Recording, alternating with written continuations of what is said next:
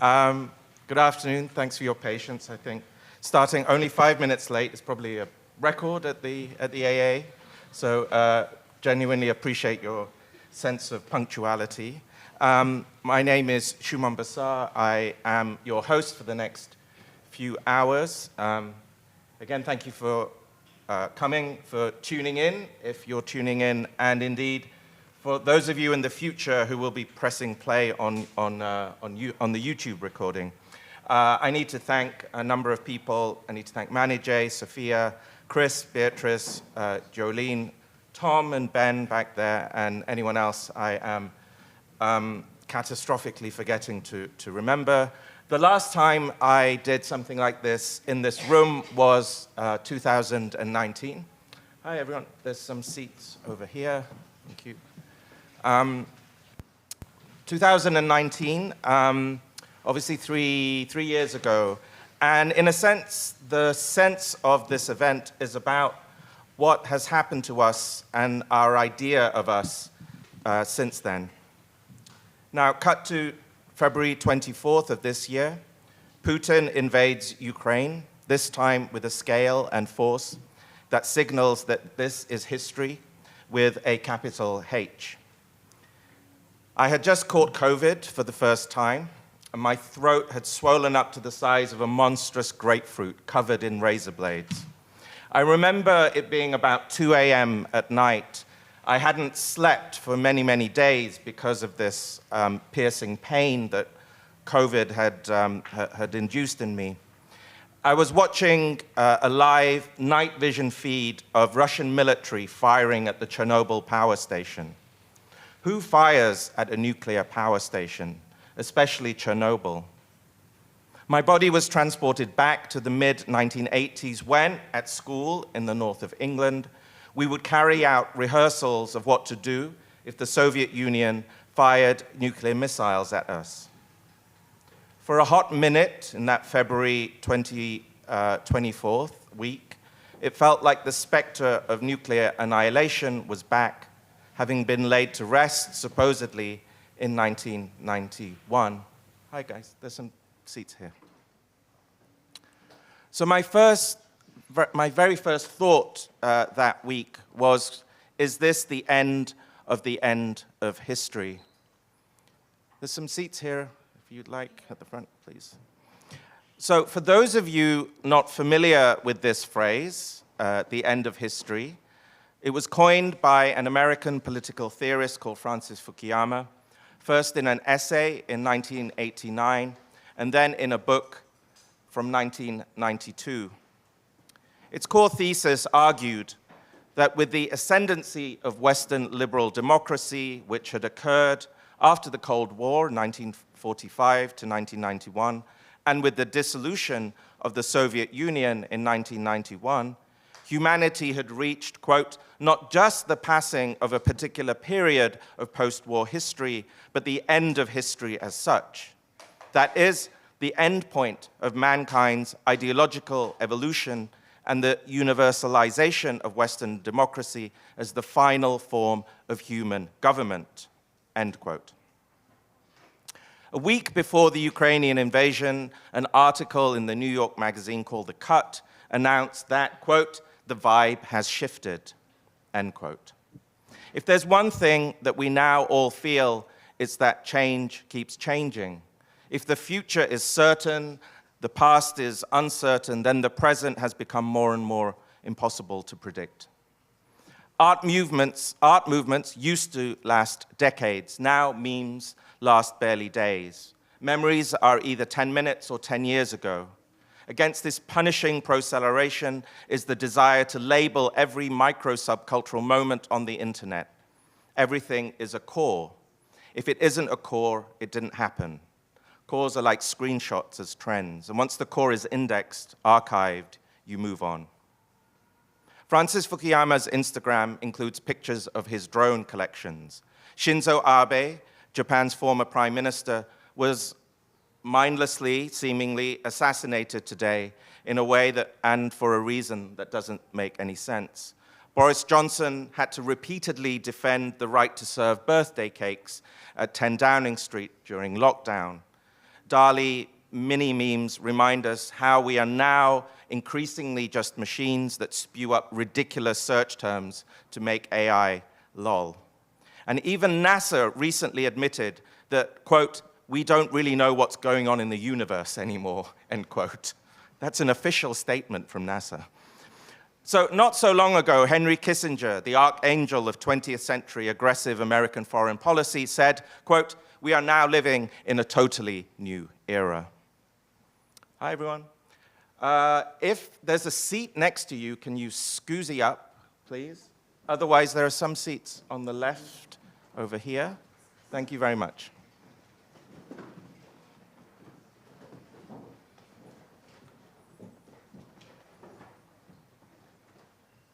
Thank you. So all these new ends and new beginnings are the backdrop to the various wonderful guests that I've got lined up for you.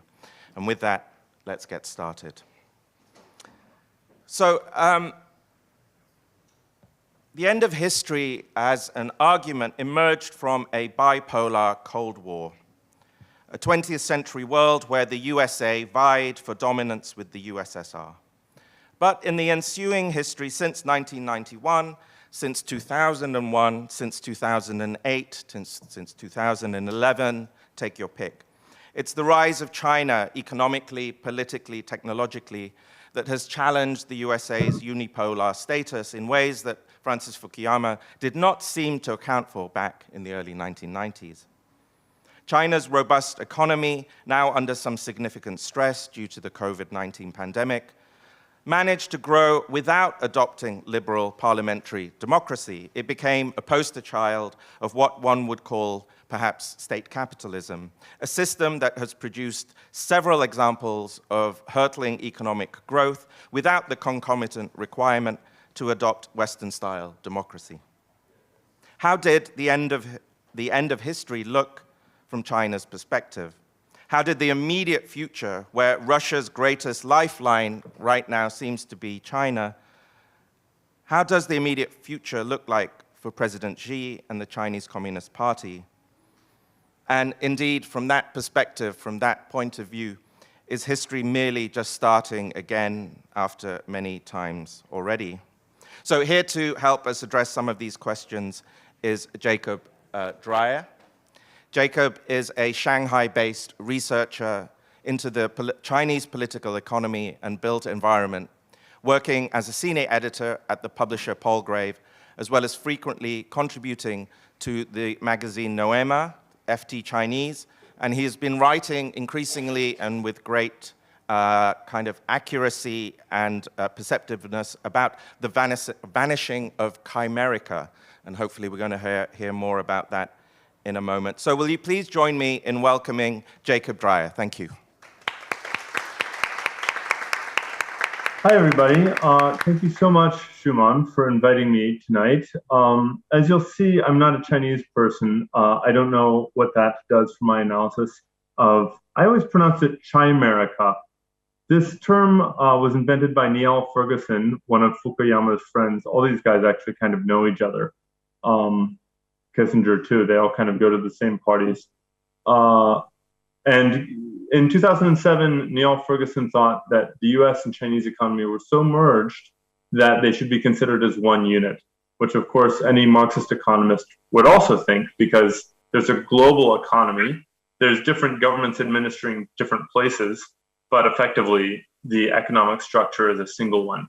So as an American who has been living in China for on and off since 2008, although I passed through the AA around 2009, 10. I've been thinking about what's going on in this country and trying to figure it out. And I thought I would share some of my notes with you. And I'm very curious to hear what you all think, because this is kind of the first draft of an upcoming essay of mine for Noema. With that said, I made some kind of lame little PowerPoint, so I'll share that.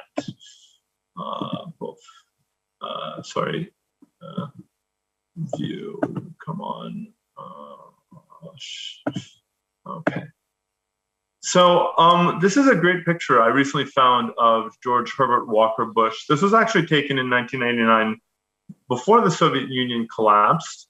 And also, well, this was in February, and some of you might know June 4th was the magic day in the year 1989. So I think the interesting thing for me about this picture is that everyone looks happy, both this Chinese general in the PLA and George H.W. Bush. I guess the Fukuyama thesis about the end of history would suggest that they're both really happy that history is ending because it's just been such a drag. I've always, in the China I've lived in, there's always been this emphasis on China's long history and its 5,000 years of history, this patrimony that the Chinese state is really proud of. And I also think it's fair to say that in the Chinese media and public sphere, discussion of history and, for example, the 1898 looting of the Summer Palace in Beijing by the Eight-Nation Army, including the British and the French and the Americans, and many other episodes. These are kind of constant, ongoing discussions. So it would be curious to imagine that this representative of the Chinese Communist Party here was excited that history would be gone. It would be like if some billionaire was excited that the US dollar was suddenly vanishing to be replaced by Bitcoin. And I think that the answer for me is that the Chinese never really thought that history was ending. And in fact, it never really did for them. So Chimerica, for 3 decades, I'm choosing to define it here, starting around this time of that photograph, 1989. Around then was the time that Deng Xiaoping went on his southern tour to the city of Shenzhen, and he basically launched the Chinese economy as we know it. At that time, Chinese leaders in the party started really taking the US model very seriously. The biggest reason for this was after the creative destruction of the Cultural Revolution, China didn't really have a sort of, I guess you could say it was like a body without bones. The institutions weren't clear. The model for the economy also wasn't clear. Kind of, it's a lot of the leaders, if you read their writings from that time, there's a sense that they were kind of at a dead end. And much as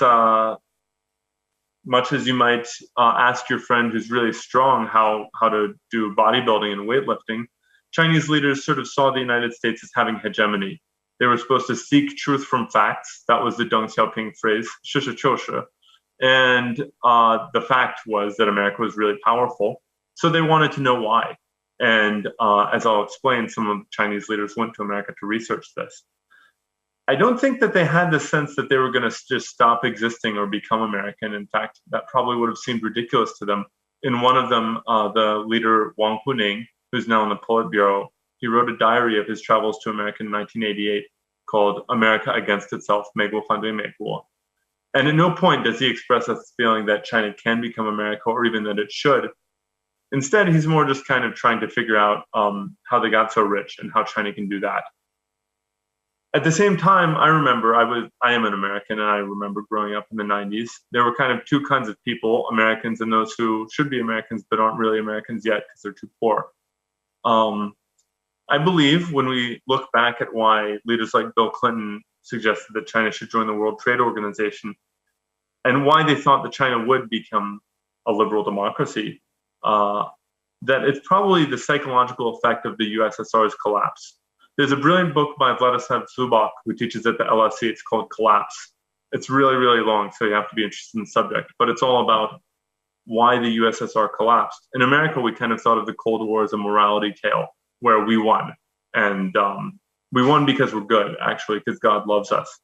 But Zubak makes it very clear that it was more a case of the USSR losing. And I was very curious what the Chinese leadership would think if they read this book, because it kind of archivally and by a Russian liberal seems to indicate that President Xi is right. President Xi often says that the USSR collapsed because no one really believed in communism there anymore. And Zubak makes that seem to be the case. It seems like people like Gorbachev really did believe that democratic socialism was better than Stalinism, and that's why they stopped doing the USSR. And anyway, I don't want to go into it too much other than to say that from a Chinese perspective or a Russian perspective as well, I guess, what happened in Russia in the 90s was a catastrophe. so not very desirable.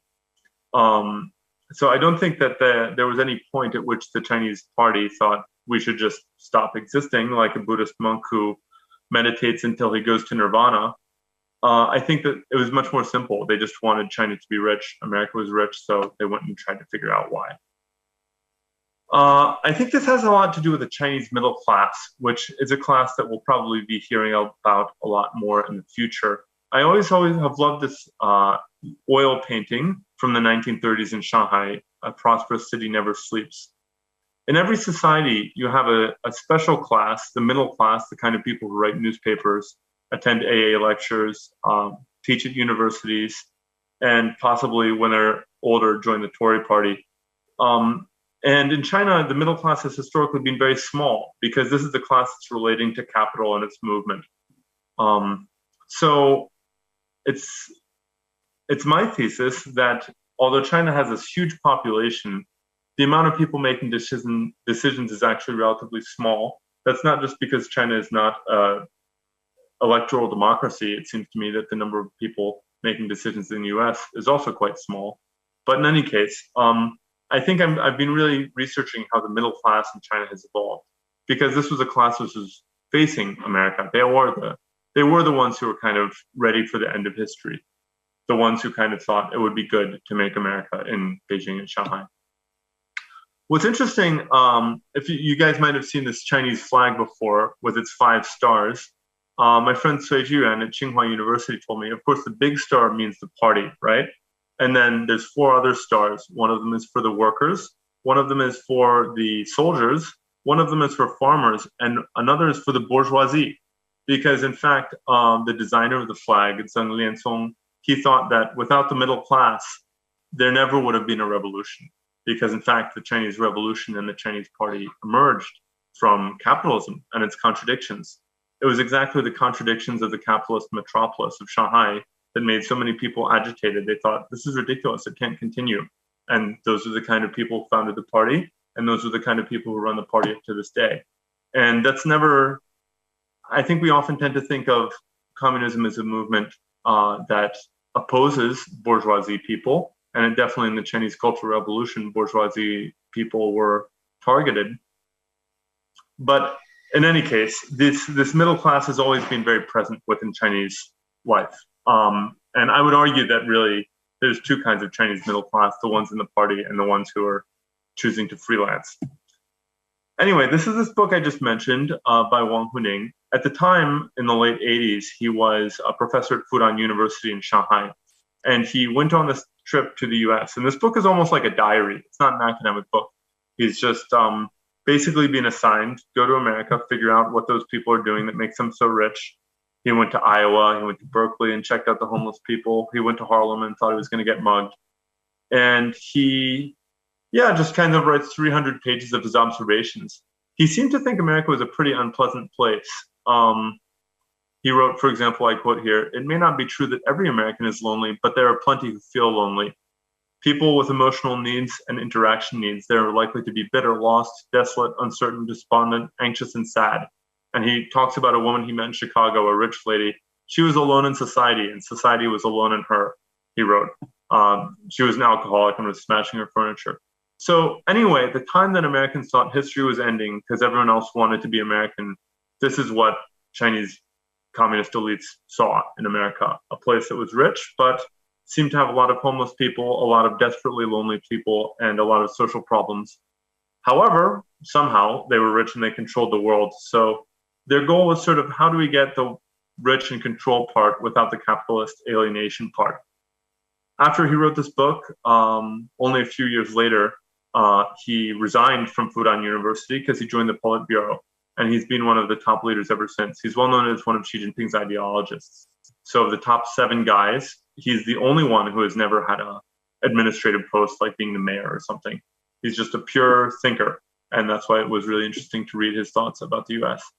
Incidentally, I don't know if any of you are going to Muscatine, Iowa anytime soon, but Xi Jinping lived there in 1985. And the random suburban ranch-style home that he lived in is a museum to him now. Anyway, so Wang Huning, he went to America and he decided that it was a place for some rich people and a lot of social problems. he returned to China and he became in a position of power. And he decided that China, I guess to sum up his views, in Marxism, Chinese Marxism, the idea is that the working class is the class that will change history. But when Wang Huning went to America, he decided that actually it looked like the American middle class were changing history more than anyone else. Therefore, China needed to have a middle class. And so they worked on the economy in different ways, such as to try to engender this happening, using American capital investments and the factories that American capitalists were making. Of course, if you're a Chinese communist, you would say there's no such American capitalist or British capitalists. There's just capitalists. They're not faithful to any country. So they'll leave their country. They don't care about the workers. They'll just come to China if they can make money. That is kind of what happened. And as a consequence, this is just a randomly from the internet graph I found, the middle class is growing very quickly. Here's some more graphs about the middle class. McKinsey thinks that there's 235 million middle class people now, but there will be 400 million middle class people at the end of this decade. I've heard 350 million, but anyway, effectively almost the population of the United States is a middle class in China now. And that's defined usually by consumption. In other words, they could buy Nike sneakers or Apple phones or things like that. I'm trying to be mindful of time here because I always talk too much. So if from this early 90s, Chinese leadership had this intense idea of the American model and how to integrate it. And then in 2001, China joined the World Trade Organization. 2007, Niall Ferguson wrote about Chimerica. It was 2008 and the great financial crisis that ultimately sent me to China, and then also kind of made the Chinese lose interest in the American model. That was the moment when they kind of realized maybe the Americans don't really know what they're doing after all. And my Eric X. Lee, a venture capitalist in Shanghai, who also, by the way, is friends with Fukuyama, told me the other day that not even Americans like what's happening in their country. Why should we copy their failures in our country? And that's kind of the attitude that Chinese elites have towards liberal democracy in the United States now. How does it feel to be middle class in China? I guess there may be some Chinese people in the audience, so it's kind of frightening because you may disagree with me.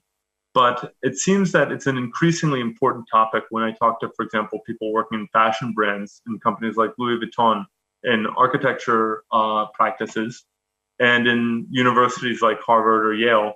They're all really curious about this Chinese middle class because this middle class is supplying the students, the consumers, the tourists for the world, or it was until COVID sort of closed the border. But whatever this class is, their history is just beginning.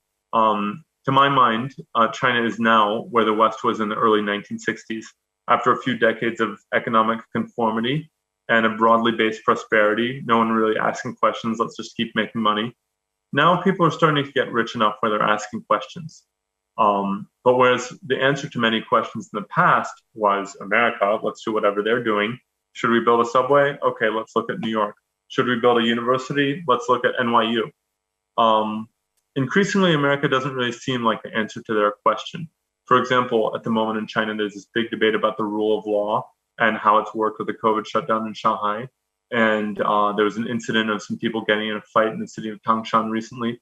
People are discussing this in the state media all over the place. But no one is saying, oh, we should get an American Supreme Court. That will solve the problem, because in America, they don't have any violence in public places. I'll leave you to guess why they may think that, but America doesn't seem like the answer to them anymore.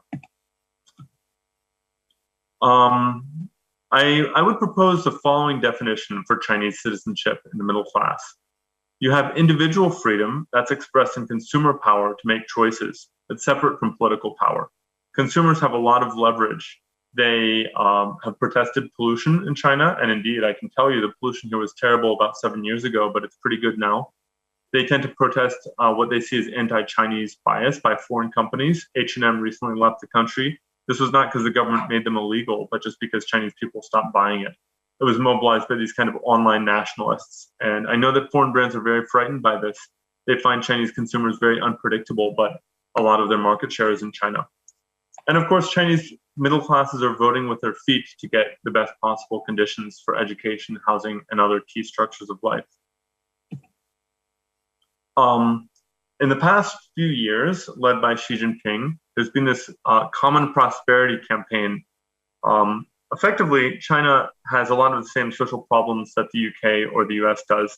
Housing is really unaffordable for ordinary people, and there's a very limited share of top-tier resources, for example, access to the best universities.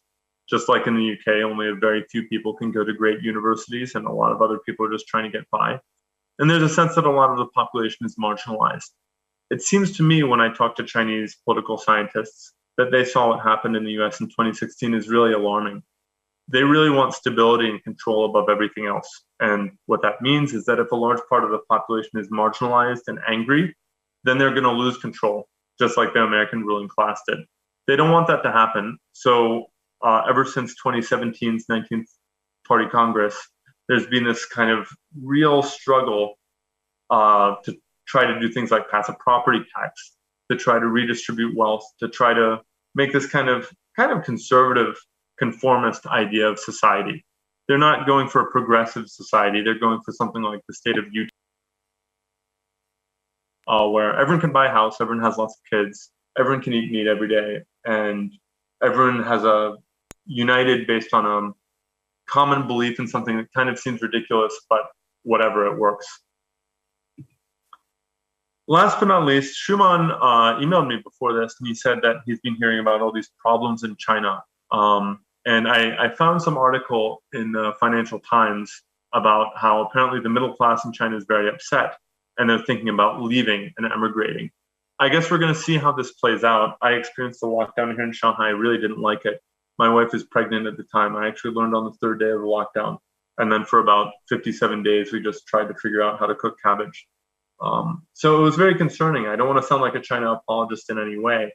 There are a lot of very real problems in this country. However, if you were frustrated with China's slowing economy, probably won't be 5.5 GDP growth, but more like 4.8 this year.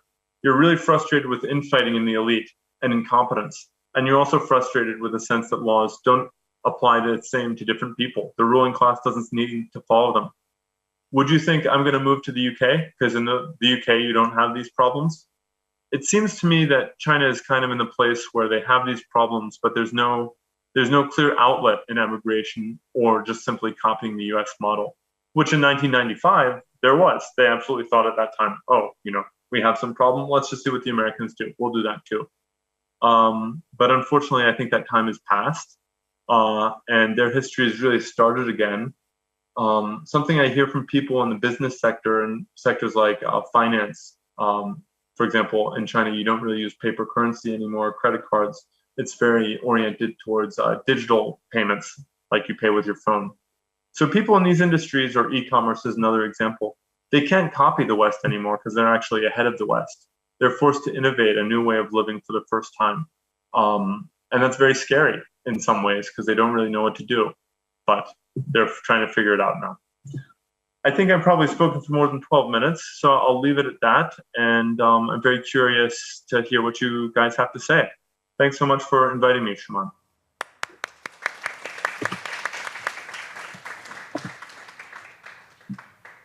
Thank you so much, Jacob. We just got a couple of minutes. Just on that last point, actually, about this sense of China not needing to have to look to America anymore as a set of paradigms or protocols to aspire to.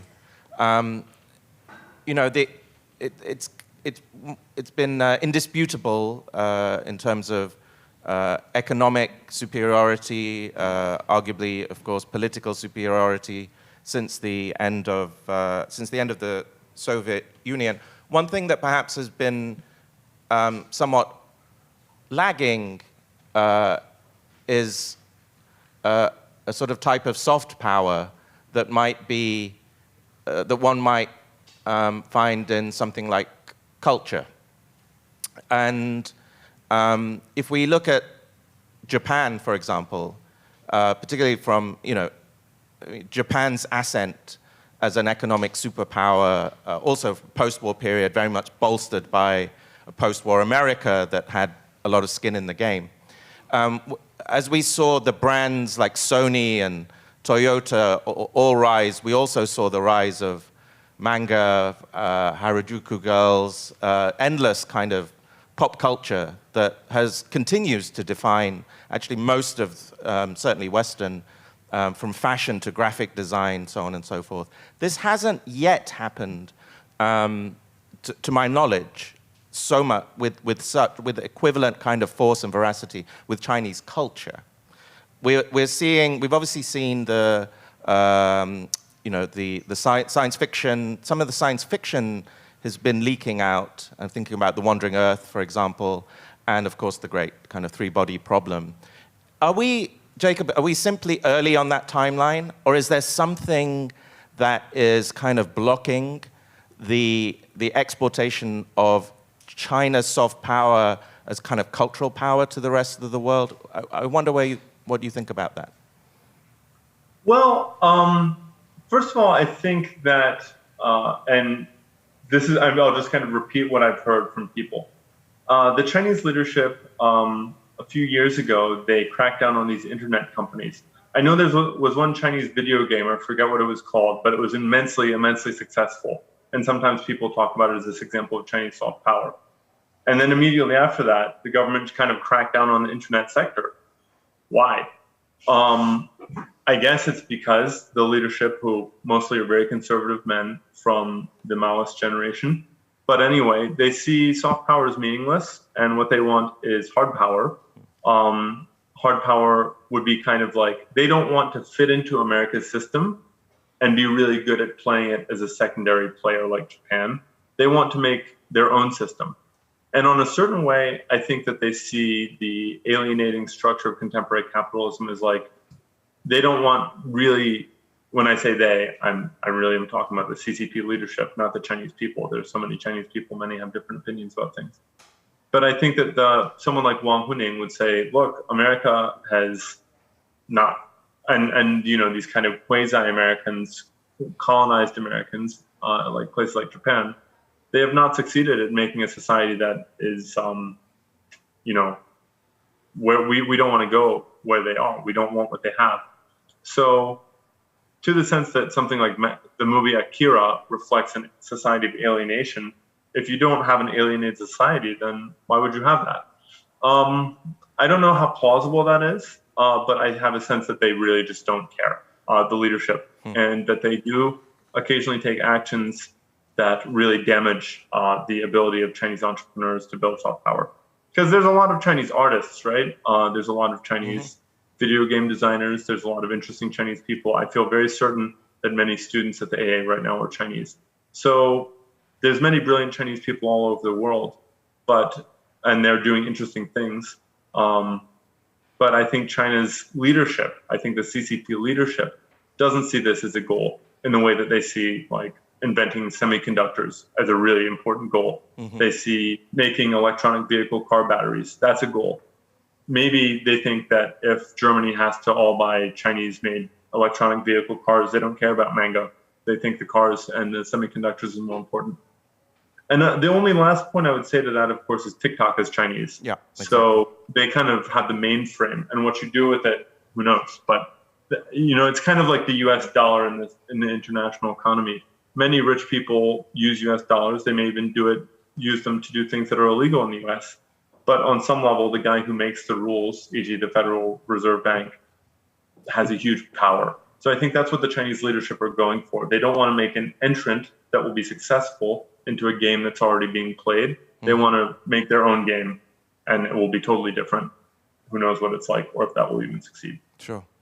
I'd love to ask you a ton of questions about CBDC versus TikTok, but we've got to keep moving. Actually, I'm just curious, how many of our guests here today are from China?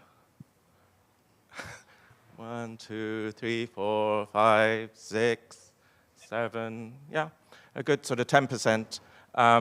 Hopefully, we've not done anything to offend you already. That would be a terrible way to start. But on behalf of myself and our audience here and our audience online, Jacob, thank you so much. Thank you so much for staying up late in Shanghai. We really, really appreciate you kicking things off the way that you have. Thank you. Have a good night. Thank you so much. Bye, guys. Daniel. Okay, everyone, we're gonna soldier on. So, if China is a kind of imaginary that combines aspects of real space, real place, with relentless storytelling, and I think Jacob outlined some of the key ways in which the storytelling is being done, then the so-called metaverse shares some of these qualities with China too. During the pandemic, Second Life became First Life, and we hurtled into a dozen different kinds of futures where the virtual and the non-virtual collapsed into a series of corporate product experiences, a kind of hellish heaven of endless LinkedIn meetings done over Microsoft Teams, wearing 1-ton heavy headsets while the Wi-Fi comes in and out, like Morse code from the dead. I think you can relate to my teaching experience at the AA in 2020.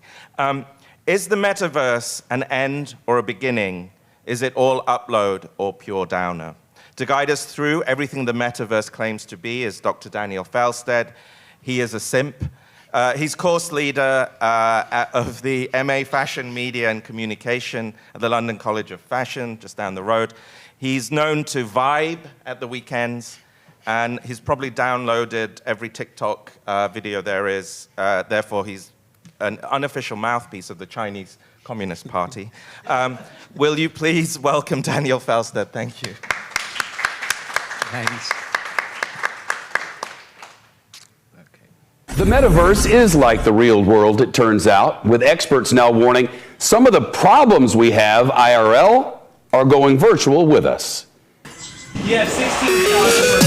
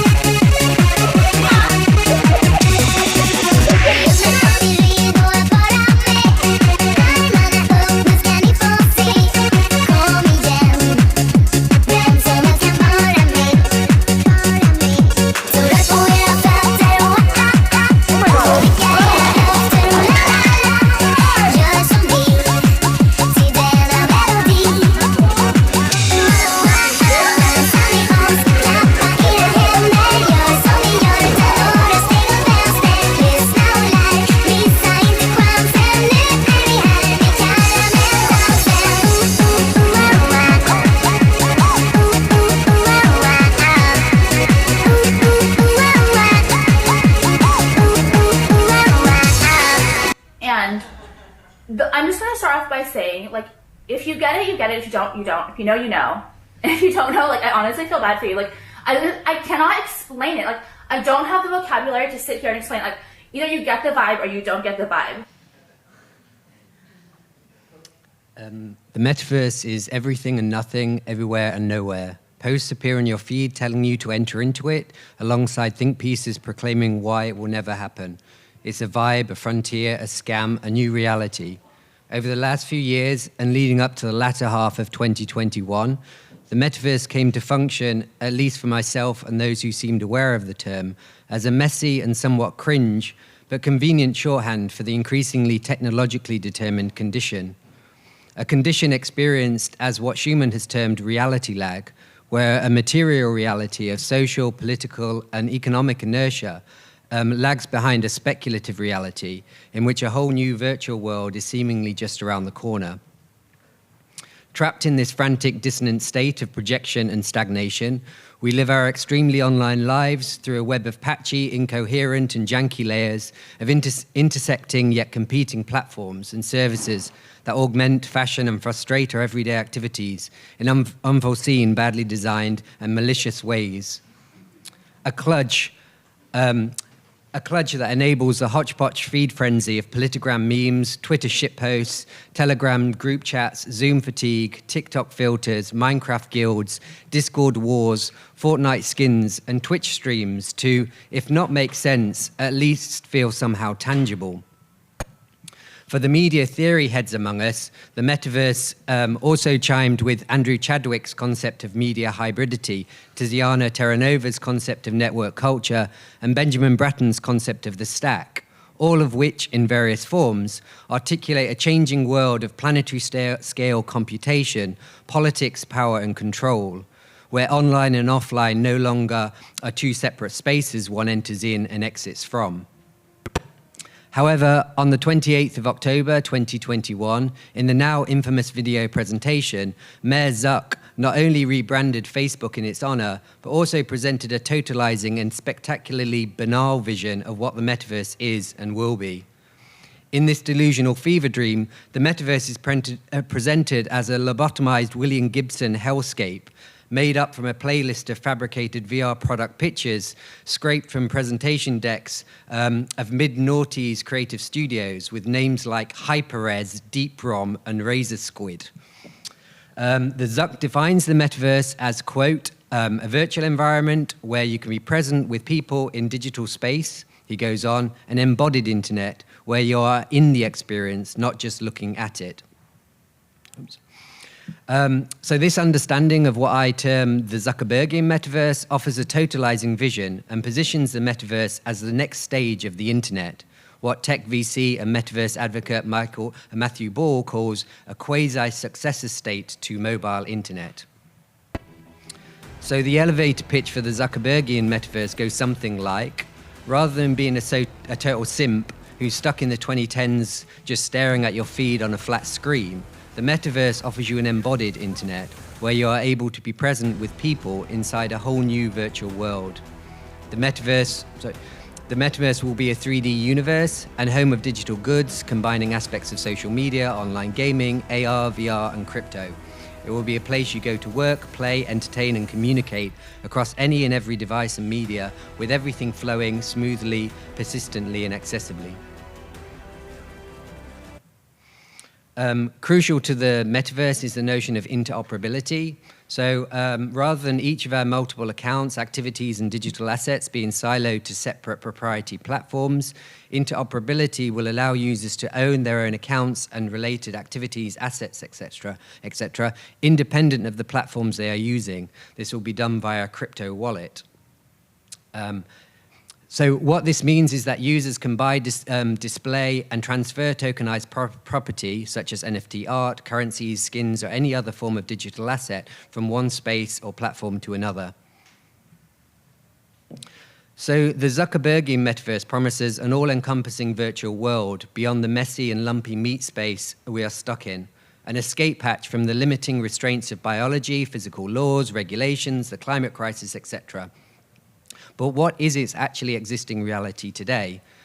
So firstly, outside the totalizing vision and unattainable vaporware delusions of ubiquitous teleportation, 3D holograms, and cinema 4D renders posted on the gram, there is very little that is feasibly new in the Zuckerbergian vision of the metaverse.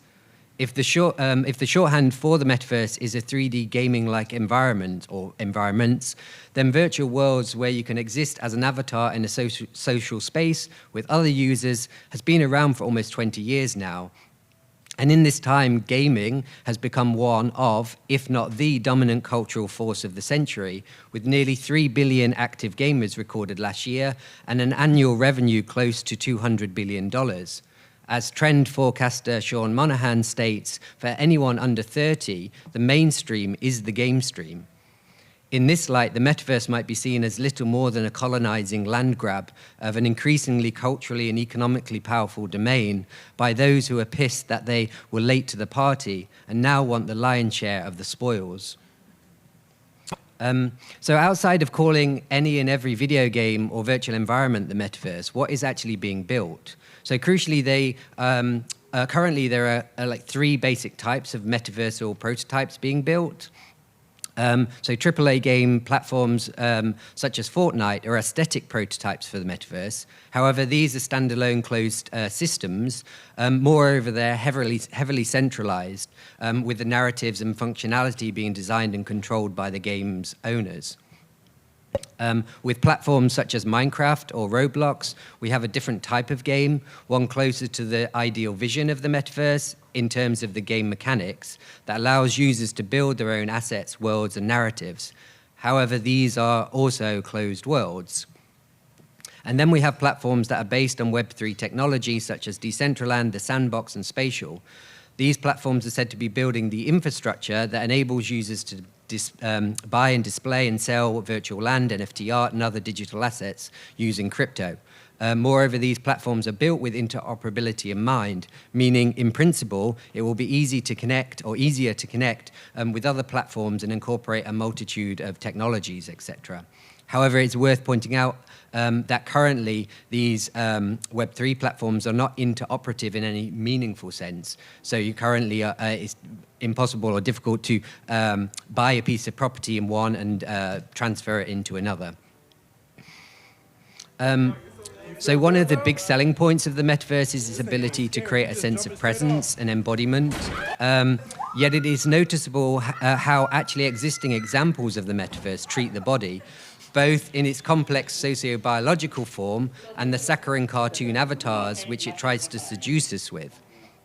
According to the metaverse advocates, we will be spending a large part of our days with a massive lump of plastic strapped to our forehead, with little acknowledgement of the obvious discomfort, awkwardness, and inconvenience this would cause.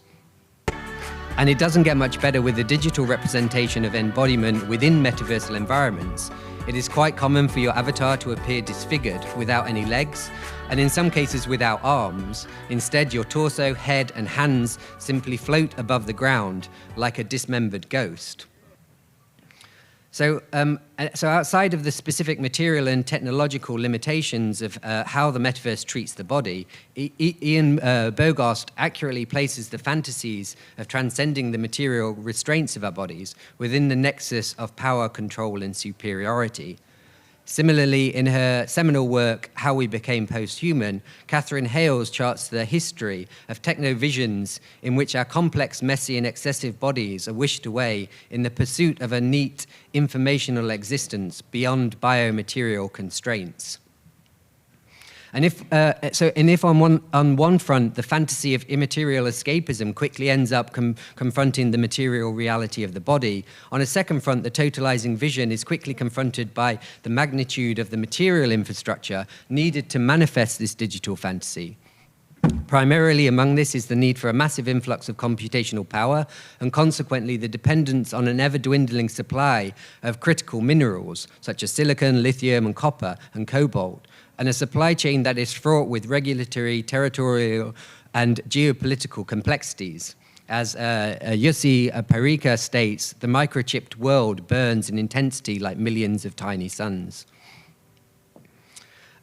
So whilst presenting itself as a vision of the future, the Zuckerbergian metaverse is in fact a regressive attempt to maintain a binary distinction between material reality and a wholly other digital reality. However, this is a bewildering category error that mistakes part for whole and is, to put it frankly, super dumb. There is nothing ideal, immaterial, or transcendental about the digital. It is a part of, and not apart from, the material world. As design theorist Benjamin Bratton tells us, computational technology is but one of the many ways in which the planet has, over time, folded matter into forms of intelligence and understanding about itself, what we might refer to as matter thinking about matter. The advanced cognitive abilities of Homo sapiens being another example of this. What we understand as digital reality emerges from a complex entanglement of minerals, chemicals, liquids, human activities, both physical and cognitive, without which the digital simply would not exist. Any attempt to maintain this binary between the material and the digital should be understood as a means of avoiding the difficult and vital questions around the complex ways and conditions in which the planet's multiple elements and dimensions converge. That is to say, how to think through the interdependencies, variances, similarities, qualities, capacities, and limitations of the different forms that make the material world what it is. So what seems clear is that the peddlers of the Zuckerbergian metaverse are enacting a kind of speculative performativity in which what they say is used not to merely reflect the metaverse, but instead manifest the metaverse into a reality. In this sense, there is no metaverse outside of its own speculative projection of what the metaverse will be. It's fiction all the way down. And just as, like, this would be how such a claim as it can be made. And the word could in this statement is doing a lot of heavy lifting, I would argue. However, far from treating the speculative fictionality of the metaverse as a problem, what if this speculative fictionality is its most valuable quality? So here I'd like to bring up the work of literary scholar Catherine Gallagher, who, writing about the development of the novel in the 18th century, has argued that the use of fiction was neither deceptive nor devious. Instead, through the use of fiction, the novel was able to separate itself from fact, and thereby speculatively put into practice the uncertain status of mass-produced objects and interrogate what it meant to live in an increasingly mobile society by considering the effects of these alien objects on human relations. A point supported by writer Ted Chiang, who argues that fiction helps us make sense of our lives. It offers a shape to the shapelessness of real events. So it certainly feels like there is a sense of shapelessness to our present moment. We find ourselves entangled between multiple worlds, and where the movement between them is so accelerated, so intense, so profound, that all we can do is just try and hang on. Philosopher Byung-Chul Han articulates this in the following way. Today we are in the transition from the age of objects to the age of non-objects. Information, not objects, now defines our environments. A sentiment echoed by graphic designer David Rudnick, who suggests that we are shifting from a state of analog to digital prime.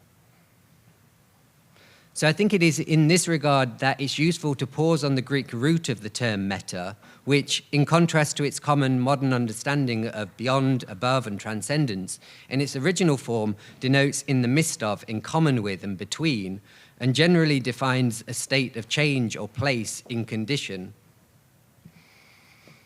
So to return to the beginning, rather than treat the metaverse as a totalizing vision separate from or superior to our material reality, what if, like the novel of the 18th century, we put the metaverse to work as a speculative technology of fiction? What if we use it not as an escape hatch, but as a dispersed platform to host and facilitate an ecology of presentations? What if we understand it not as a singular thing, but as an expanded means by which to help us shape the shapelessness of our entangled present moment? So here I would like to offer Balenciaga as an example of this alternative metaversal model.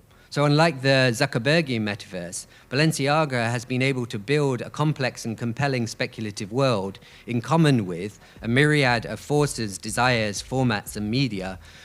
Again, and it's because of this that the CEO of Balenciaga was able to make this statement that Balenciaga has become a platform where anything is possible. So, through video games, Fortnite skin collections, brand collaborations, exhibitions, one-off Simpson episodes, and epic runway shows, all of which seem, as part of a platform ecology, are able to articulate our current moment with such aesthetic, intellectual, and political precision.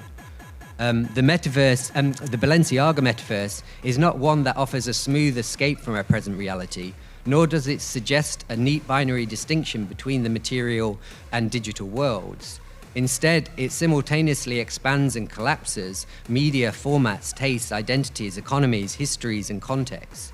It entangles the most grotesque, cringe, messy, perverse, and sublime content and cultural references, and offers it back to us as a distorted, multisensorial reflection of the present.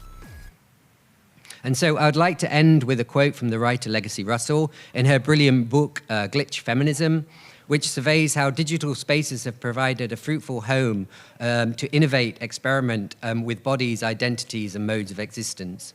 As she writes, we want a new framework, and for this framework, we want new skin.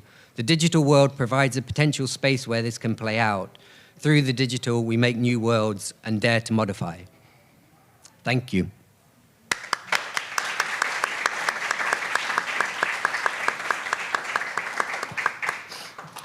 Thanks, Daniel. We just a few minutes before we have to kind of keep things moving. The Balenciaga obviously sets us up perfectly for one of our later presentations by Charlie Robin Jones. I'm going to park that to the side, but I'm sort of curious. I put and very intentionally put you after Jacob's opening. Sort of presentation or introduction. And I'm curious if you have any thoughts about whether there is even deep down, subliminally, some kind of play where, if we think about, there's a tendency in geopolitics historically to always think of this notion of world powers. And we've had, multipolar worlds. We then had bipolar world. America, as I say, lived briefly under the sort of illusion of a kind of unipolar world, back to sort of bipolar, et cetera, et cetera. The formation of the European Union, for example, which itself is a kind of virtual world-building exercise, was an attempt to basically squad up for these former great colonial powers who are now quite meaningless on the contemporary world stage.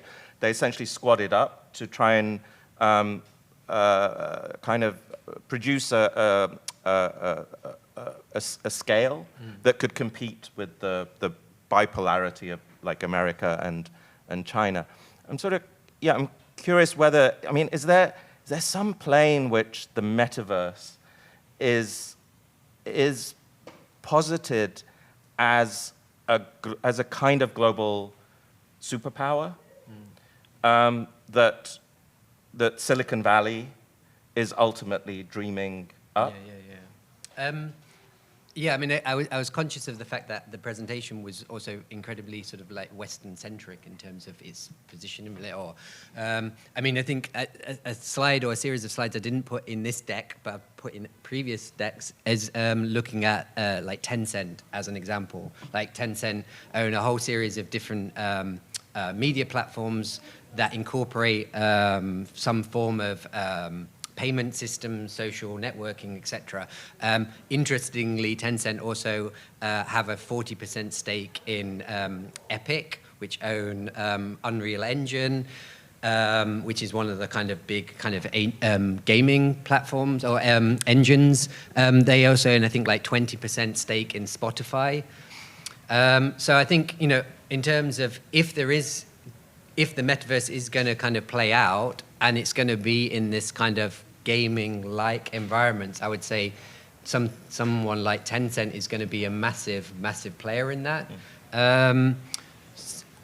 So I think, I know there's also sort of like thinking around metaverses or metaversal kind of environments being understood almost like kind of operating systems where there'll be a set of like key core operating systems, a little bit like what we have now with Windows and Mac and Linux. There'll be these kind of like key, platforms.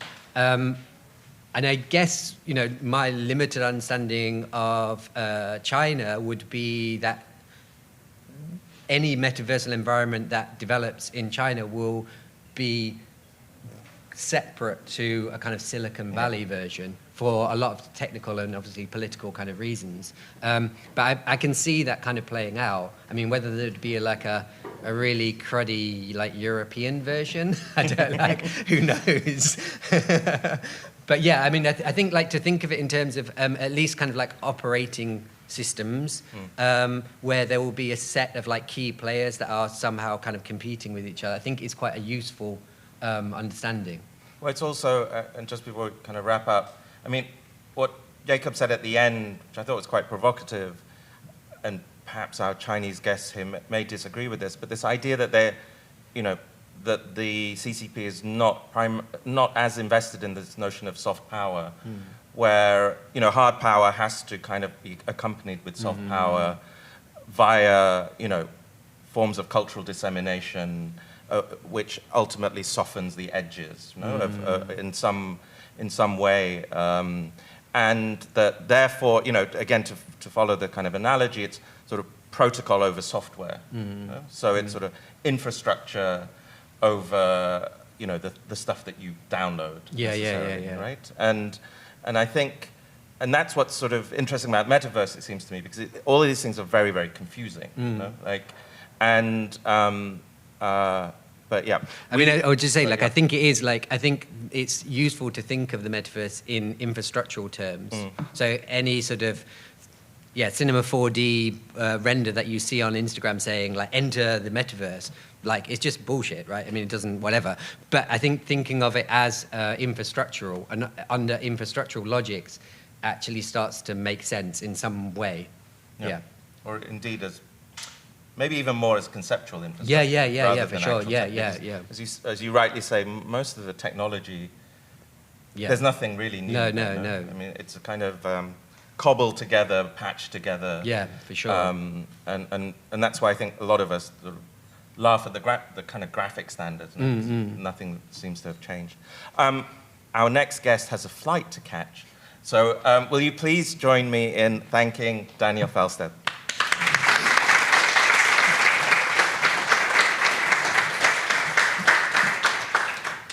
Hi.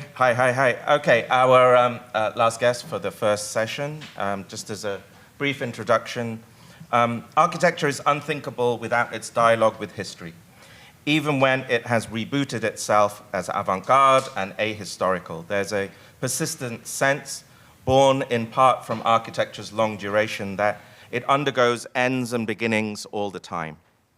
The anxiety of influence seems impossible to escape as an architect, but as we have increasingly learned in the last decades, so-called history is a cover for all the other histories that have been erased, forgotten, or lost. Which is why I wanted to talk to Sumayya Valli, who is the principal of the Johannesburg-based practice Counterspace. There's an emphasis on hybrid identities and territories, especially from an African and Islamic context. She was the architect of the 2021 Serpentine Pavilion, indeed the youngest architect in its 21-year history, and is the curator of the first Islamic Arts Biennial, which will take place in Jeddah in 2023. She has a flight to catch in about 50 minutes, so we're going to keep this as brisk as possible, but will you please join me in welcoming Sumayya Valli?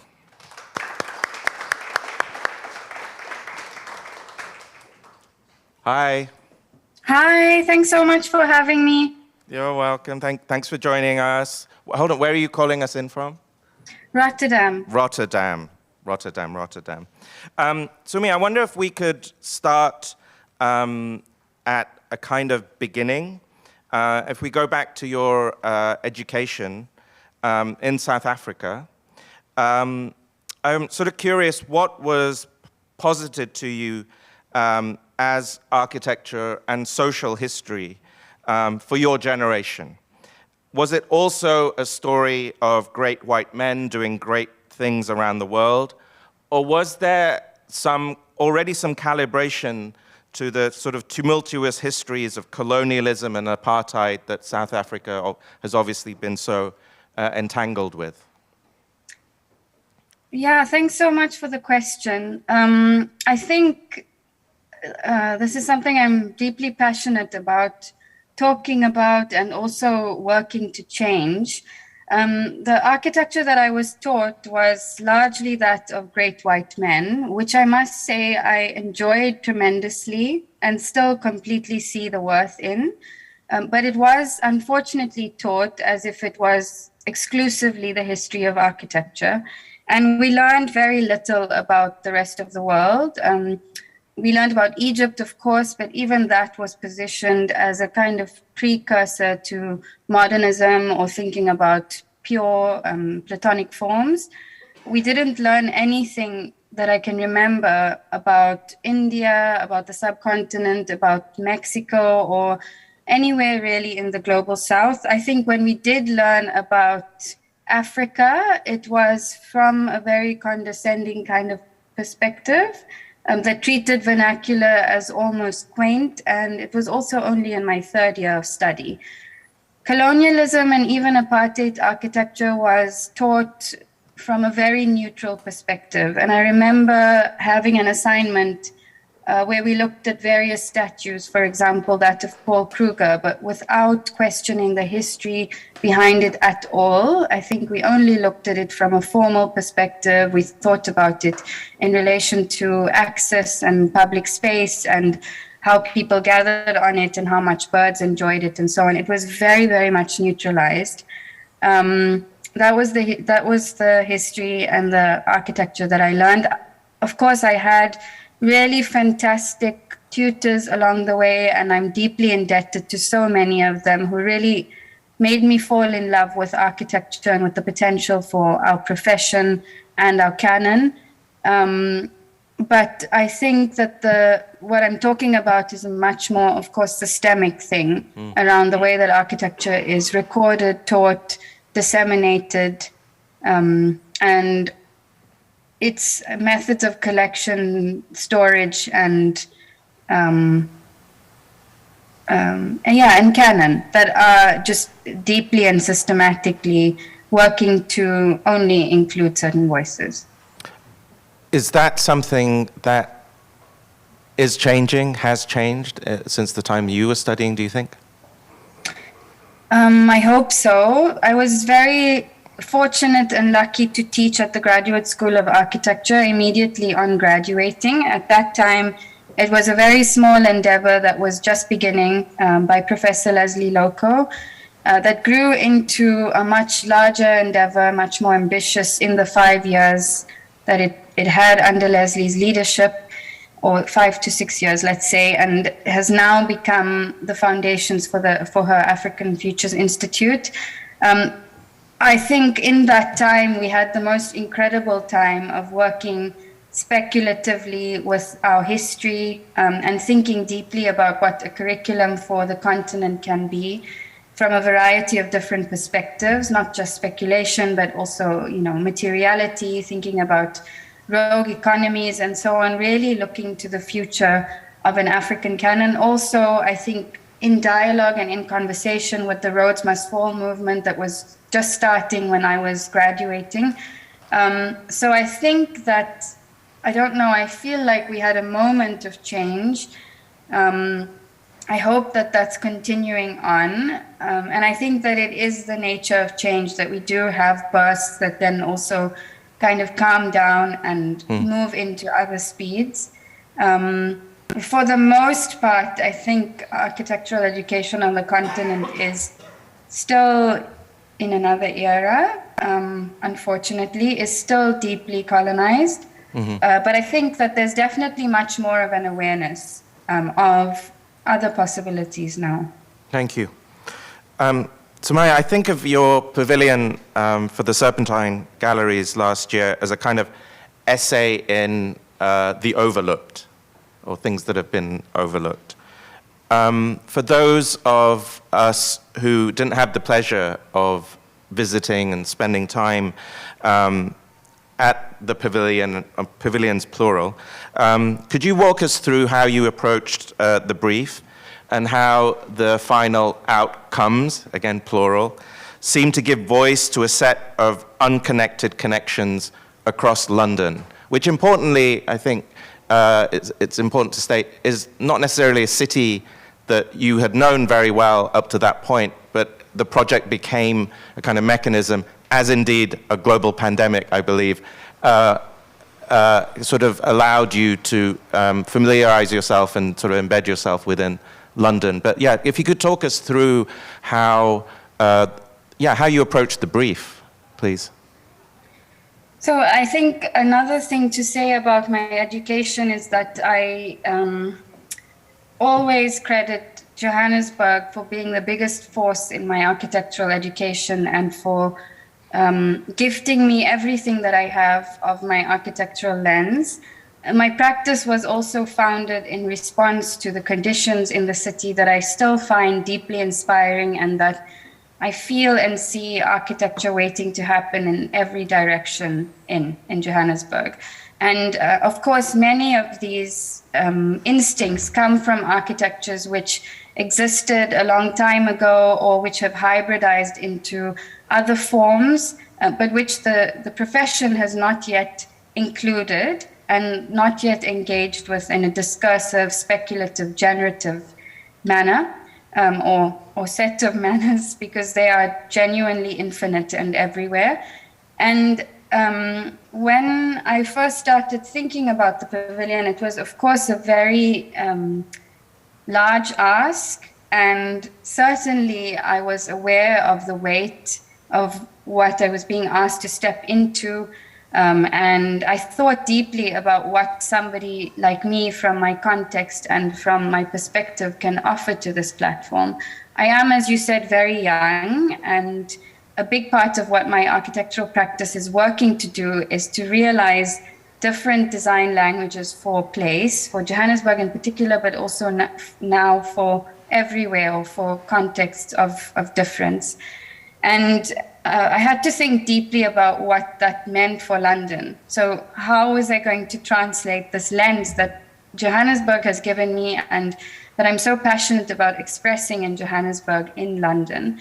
And I think one thing to say about this desire to express context is also that context is deeply layered. And when we think of something that is local, it's far more interesting not to think of local as parochial, which in fact maybe can be considered right-wing in some instances, but to really engage with a deep local that is deeply entangled in many other histories and geographies that are really far away, especially for London, because it is the heart of a once, global industrialized empire.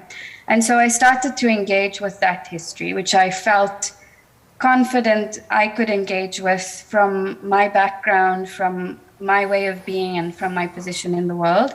And I started to think about the migrations in London, and the waves of migrations in London in particular, because London is a place that is so synonymous with migration. And I then started to think about places that became important for people to construct home and to construct belonging when they first moved to London. So many places on a scale of formal to informal. Some of the first mosques, African churches, synagogues, but then also marketplaces that became important for people to source ingredients that were important to traditional recipes. The first venues in London to play Black music, cinema where someone could hear something in their mother tongue. Some of the first radical Black publishing houses, the Calypsos and the West Indian Gazette, places or forms of intangible public space like radio and the Calypsos that allowed people to foster connections with home. And these conditions, I think, I also found deeply resonant with South Africa, particularly because of our history of segregation and exclusion, especially during apartheid. We had many similarities across history with ways in which people found resilient ways to make home and to evolve their senses of identity. And we then worked with mapping these spaces out, first from afar, and then I also moved to London for the project pre-pandemic, and spent a lot of time, firstly in the archive, in the Bishopsgate Library and Archive. I was directed there by my friend David Roberts. I'm blessed to have an academic network. I know I'm speaking at a school at the moment. And I think that's something that we also need to harness, solidarity across geography in academia a lot more. Anyway, so I started to work with posters for events that were largely in undocumented spaces. So some like the Theatre for Black Women or the Enterprise Publishing House. And then I worked with mapping out whatever I could from these spaces and worked with what I considered to be the gestures of generosity in how they gathered people, whether that was a canopy for people to transact over, or a surface that's unrolled in the street for people to break fast around, for example, in the time of the Grenfell silent marches. Porch steps where people met to organize around the time of the Brixton protests as well. So I worked with these spaces, brought them together in the pavilion through abstracting them and turning them into a larger symbolic gathering of London. So a folding, if we imagine a map, a folding in of all of these neighborhoods in London. But then, as you mentioned, Shumon, I think the most important part of this pavilion was also that I wanted very much for it to fold out again into London. And so we had fragments of the pavilion placed in some of the places of inspiration to the pavilion at the Centre Price Publishing House, the New Beacon bookstore in Finsbury Park, definitely in the legacy of, or in the same family or the same realm as the Centre Price Publishing House. But there we created a moment for people to sit and read in silence, or a moment for a book or exhibition display. We also hosted events over the summer where we had readings with different writers who have engaged with belonging over time. At the Tabernacle, we had a small stage set that can be used for performance. It's used on a daily basis for many different reasons. And I have a constant feed of bizarre and beautiful images from the Tabernacle. And we have a project at the moment at the Notting Hill Carnival that is a continuation of this fragment. We started a radio station at at the Valence Library, in November. And we also have a seat at the Albany in Deptford that forms part of its regular programming. So these fragments, although the pavilion has disappeared and although they're very small, they've remained and I hope are indicative of an ongoing collaboration between myself, these partner organizations, and the Serpentine. Thank you. And sorry, that was unwieldy.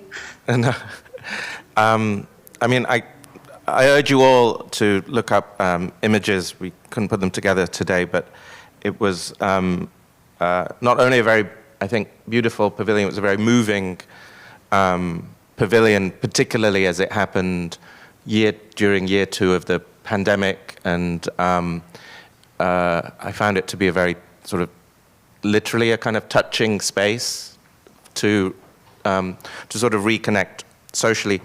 My next question, Sumi, is that I was asked very recently by a sort of younger friend who, what I think of contemporary architecture, and I realized I didn't even know what that is anymore. When every shape is possible, shape isn't interesting. When form follows finance, as Jack Self famously puts it, are we only ever witnessing the kind of reification of capital as power? For you, is there something that characterizes contemporary architecture in 2022? Is it a term that means anything to you? Yes, because I think I agree with you that I feel confronted and conflicted when asked what defines contemporary architecture, because I think that architecture is in crisis at the moment.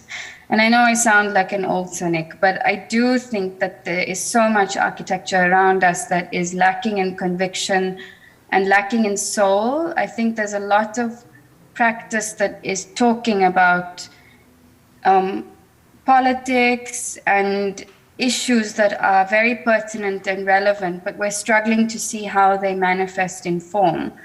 Perhaps it is early to talk about that, and I understand that we also need to work through what these things might look like. But I think, I believe that there should be a contemporary architecture. Mm-hmm. And I believe that that contemporary architecture needs to constitute of imagining and manifesting voices of difference. And I think that that's a really exciting project. I think that for so long, so much of our architecture has been ravaged or been defined by a particular worldview only. And I'm not saying that that worldview now needs to be excluded, but I'm saying that there are many other worldviews interfacing with that worldview. And that now the architecture that we need to make needs to be much more hybrid, and can only be much more hybrid because all of us are much more hybrid. So I definitely believe in contemporary architectures, capital A and small a, in the value of research work as contemporary architecture, and in bringing boldly into the fold of architecture other forms of space making, whether they're performance or working with atmosphere, because I think these are really important things that these other ways of being that I'm mentioning can teach us about the future of architecture.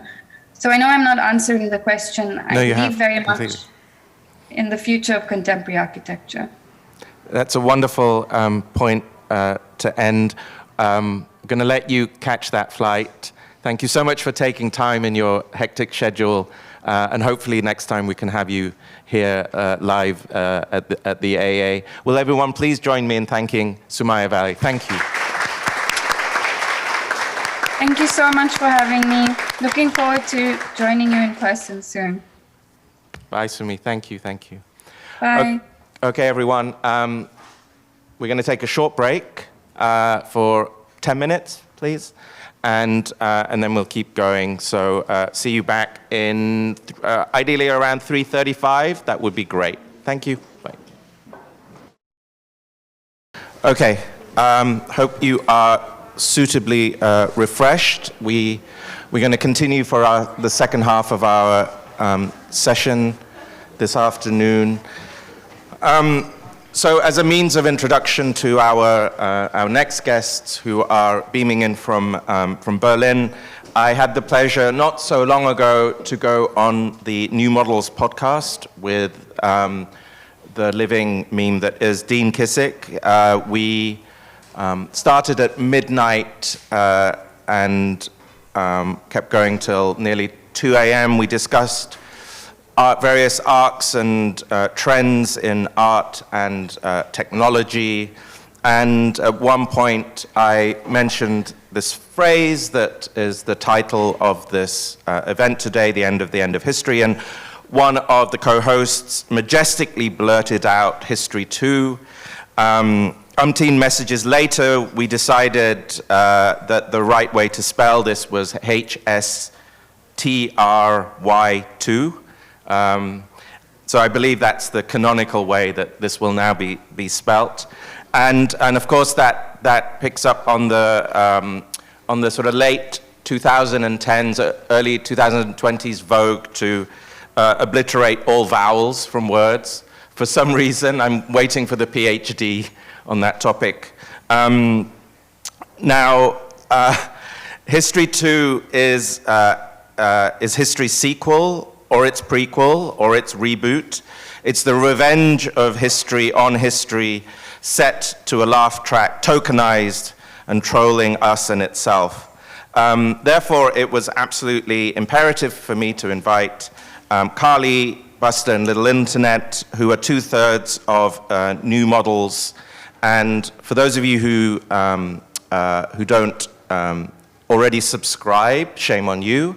But New Models has emerged over the last few years, I think, as one of the preeminent kind of cultural venues for the discussion of, amongst many, many things, new media, technology, fashion, kind of semantics of cultural speculation, all kind of colliding and vibing with each other. The third member is Dan Keller, and New Models has now squadded up with 2 other notable podcasts, including Interdependence and Joshua Chitterella, to start their own new Web3 media kind of venture, which is called Channel.xyz.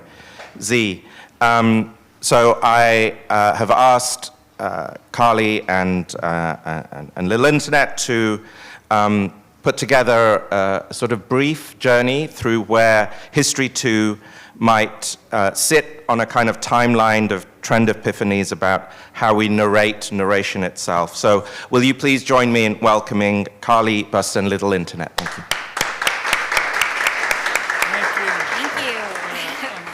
Greetings. Thank you. Greetings. Okay. Hi. Can we have the volume up, please? Just 1 minute.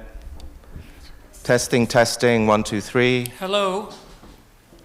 How do Great. we sound? Is everything okay? That's A-okay. Carly, can we just test right. you? Okay. Can you hear my voice? Hello, hello, hello. Check, check. The dulcet tones are coming through loud and clear. Perfect. Okay. By the way, I think no vowels is just for SEO, a way to take a word and make it Googleable. Ah, or also to reduce character count in the old Twitter that had the smaller, and it was prestige to have a handle that had less characters. Oh, that's true too. Maybe that also. But in any case, that was an amazing intro. PhD, and yeah, there should be a PhD on that. There's a whole dissertation, maybe a whole book. Yeah, I mean, your extreme self series is only, it's a serial process. So perhaps there's a book in there. There's a book novels, edition.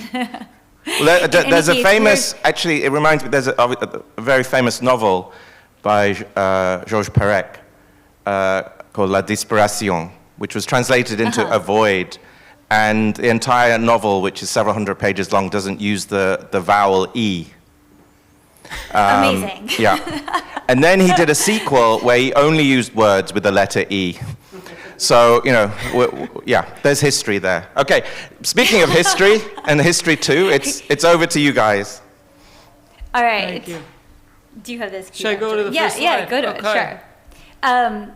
So, correct. Following Shumon's amazing intro, we're going to attempt to put together some evidence for history to no vowels.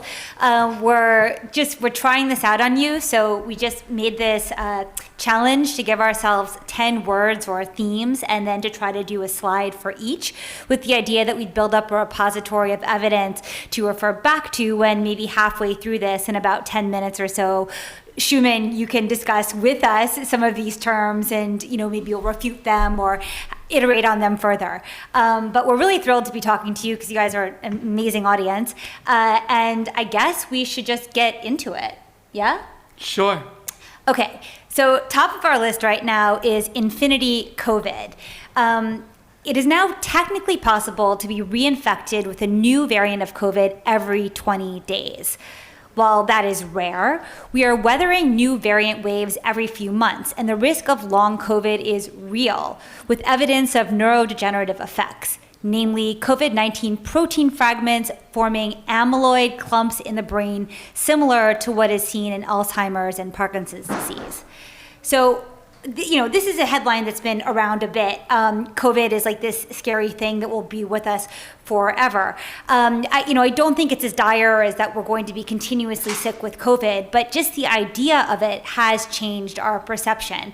We're thinking about COVID in terms of a couple of taglines. One is this symptom called the new confusion, and the other is simply as a force multiplier. So it's a force multiplier for all the obvious reasons that have been, largely spoken about in the news. It adds pressure to human interactions. It turns our bodies into these unintentional objects of harm. And we know that it amplifies existing comorbidities. Like if you have diabetes, you know that it makes these things more complicated. It places pressures on precarious systems like global supply chain and energy production because of staffing and because of border control. It reinscribes nation-state borders, and it increases political partisanship. So we know this. COVID is like a force multiplier. So it throws into relief those things that are already precarious. Sometimes we talk about this as a syndemic too, right? Like there are things that reinforce each other. But I think this idea of new confusion is something that's really stuck with us this year, in that COVID has become a decoder ring, which gives us plausible reason to accept the body's limitations. Before maybe we would say that, we maybe aren't feeling so well, but we're just going to, take some caffeine or other kinds of medications or drugs and go forward with your work. We internalize the responsibility to always be in good health. And now suddenly we have this plausible reason to say maybe there is something external from us that is causing us to be precarious. Maybe there is like a systemic reason why we're ill. We are willing to look at our bodies in a different way. We're able to see them in a different light. We're able to understand a non-neoliberal form of wellness, a kind of wellness that maybe takes us out of these productivity cycles. So that's really interesting. But furthermore, it's revealing a new way of thinking about disease. In this image, you have this scan of the brain and the spine and this kind of information network or neural network all around it. But we're seeing our bodies as part of this much larger ecosystem which extends outside of our bodies. And we're seeing viruses, or these particles of viruses, affecting our brain in a way that we didn't usually think about, or at least the public didn't really think about disease. We're thinking about it as being latent in the body and having like a longer term degenerative effect on the body, even after we've like been cured of the disease.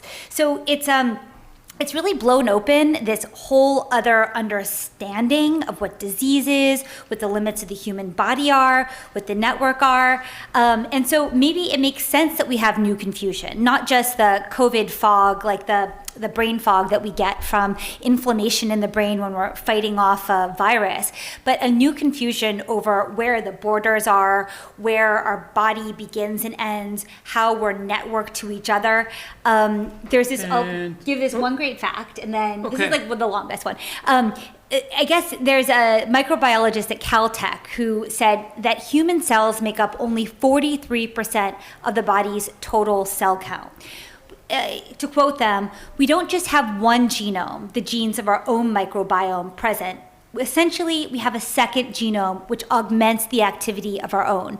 So just on the level of biology, before we even turn on our Wi-Fi, we have this these different information systems which are like responding to each other and acting with each other in ways that exceed our pre-existing understanding of how the body works. So I think that's super interesting, and I think that sets an interesting frame for the new confusion, and maybe a key reason why some of the old grand narratives have broken down. Also, part of this related to this protein plaque. What did you say? It was amyloid clumps, of course. I usually say that 30 times a day. Fidelity shock, though.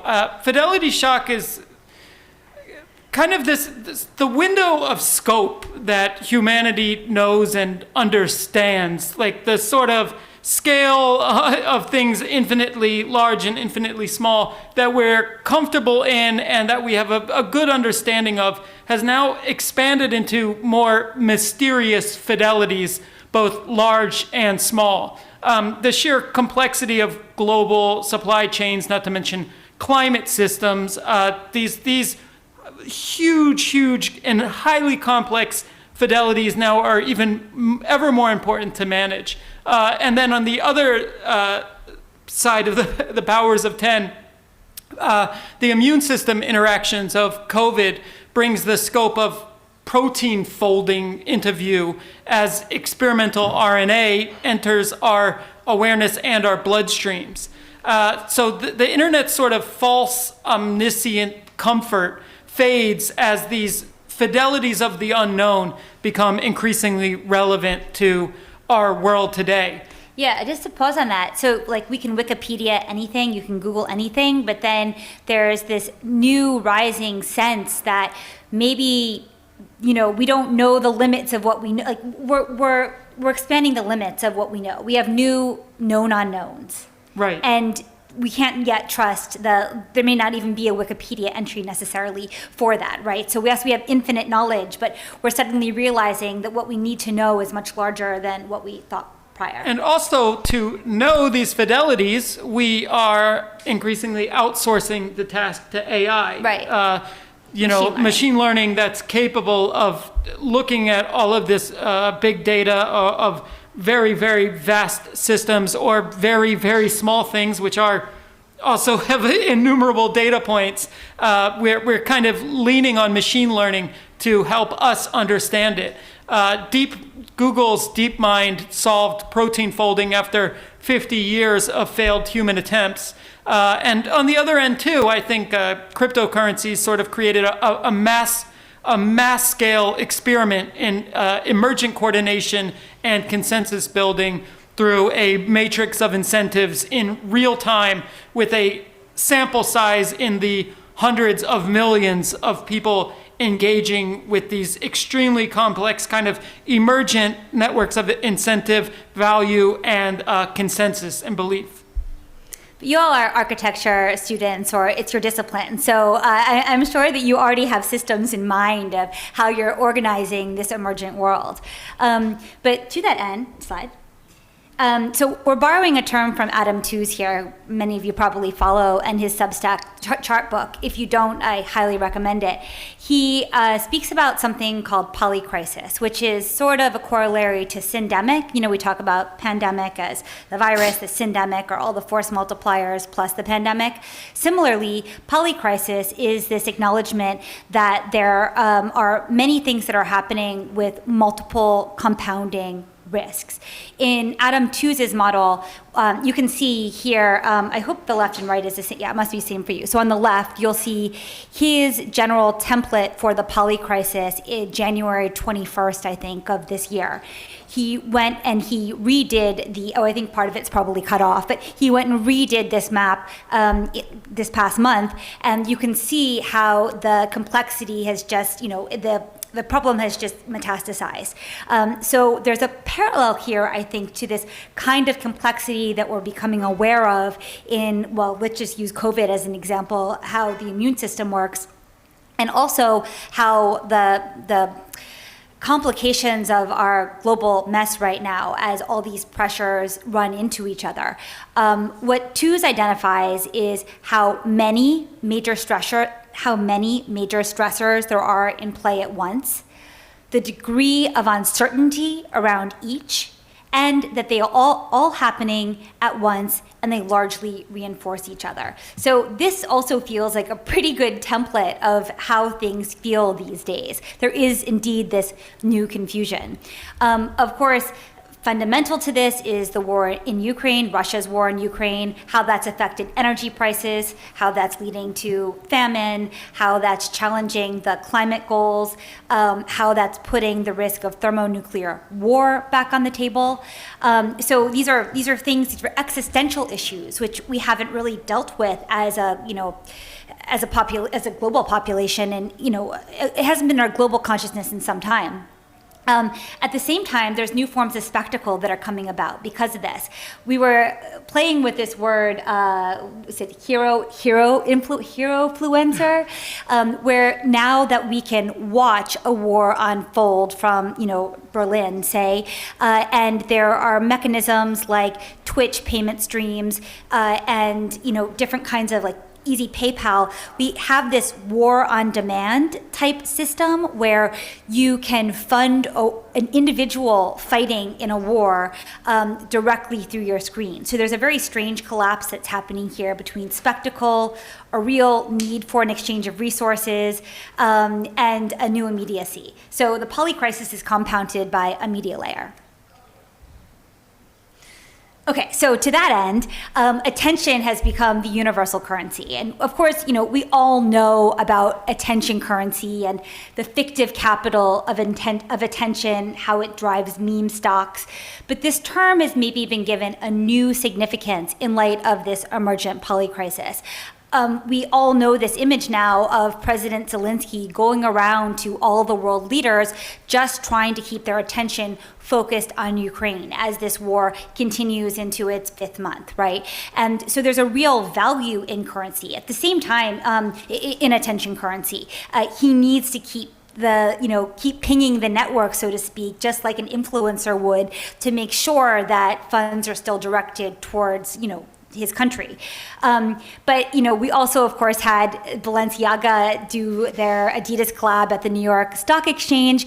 I think the New York Stock Exchange has turned into like a party venue. I think it's not the only thing that's happened there recently, because the trading, of course, is really happening in New Jersey. But you have this very nice symbol of the stock exchange is now just like a cultural super point. And of course, the relationship between fictitious capital and attention, the ability to turn attention into value through markets, is a game played by the masses, by the public. Right. So I think the connection is even more real than it was a few years ago. So digital locals, we know that a lot of us, maybe many of you, have retreated somewhat from the ClearNet internet, the Twitter, the Instagram, or maybe you use it in a different way, and you're spending more of your time in these sub-communities, these spaces that aren't indexed by the main search engines. So that's Discord, but that's also Twitch, that's also Telegram groups or whatnot. We work closely with Joshua Citarella and also Interdependence, two other dark forest communities. On the screen, you see part of the channel list of our Discord server, and you see a kind of funny political ideology, political compass futures map by Joshua Citarella. We have, probably many of you, find community in the online space around common ideas or interests, even though you're geographically disparate. We have a kind of digital local now. That COVID made that apparent. However, they're devirtualizing? Yes. So I think the shift of the shift on social media and the internet more broadly from a individual-oriented space to a collective-oriented space, I think that really kind of came into prominence, or became a prominent model over the COVID lockdown as people started building digital locals. But now that the world has opened up a bit in a kind of COVID, it's just because of lockdown exhaustion, COVID hasn't gone anywhere, but it's an open COVID normalized world. These collectives are now increasingly devirtualizing, bringing these virtual communities into the real, generating little, or sometimes not so little, paparazzi networks around themselves to kind of hype it up, as you've seen in the flood of Times Square think pieces. And you also see memes like the gentle minions on TikTok, where a whole bunch of teenage guys wear suits and like mob to the movie theater to see the new Minions movie. I mean, sometimes in groups as large as 50. We're seeing like the IRL digital local hybrid kind of carrying the greatest attentional currency and value today. You can't just be online gang. You have to show that you can devirtualize it to get the real clout. I don't think it's even like that you have to show. I think it's just happening really organically. There's a desire to be with other bodies, and then it naturally reinforces itself. I think that it has clout. I don't think you do it necessarily for the clout. I think there's just a desire to do it. And then you take the photographs and they recirculate. I mean, if anyone lives in New York, you know that Times Square exists more as a multi-user shared hallucination than it does as a physical space. I mean, the space is there, but it has a outsized presence in the media sphere or the online than it does in real space. When in real space, it's probably even like a little bit cringe. But Urbit has like colonized Times Square, and there's this no agency modeling agency, which has also has been very good at leveraging the concept of Times Square, and here I am like amplifying it further, of course. But it's interesting to see how the devirtualization is working. Okay, so legacy bloat. And part of this stems from a guest that we had on our podcast a week or so ago, Kevin Munger, who just wrote a book out from Columbia University Press called Generation Gap, where he talks about something called boomer ballast. This idea that this is a bit of a USA specific phenomenon, but I do think that it applies more broadly as well.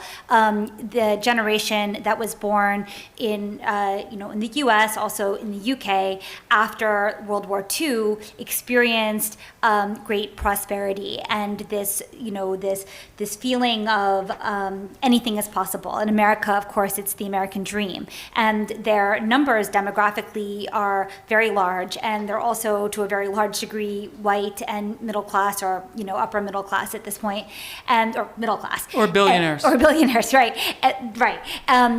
But what's happened is that they've clogged up the system. I love this image of the Ripley's Believe It or Not staff trying to stuff Kim Kardashian's ass into Marilyn Monroe's dress, because it just seems like the perfect symbol that encapsulates this. And of course, it doesn't fit. There's this like forced memeing of 20th century celebrity. I mean, at this point, there's only, celebrity culture is even kind of dying. Like, yes, there are still celebs, but there's far fewer, and like the culture industry doesn't work as efficiently as it had in the 20th century. This graph is probably too small to see, but it just shows the average age of the lead actor in the films that were released that year, and it's been steadily going up since in the 21st century.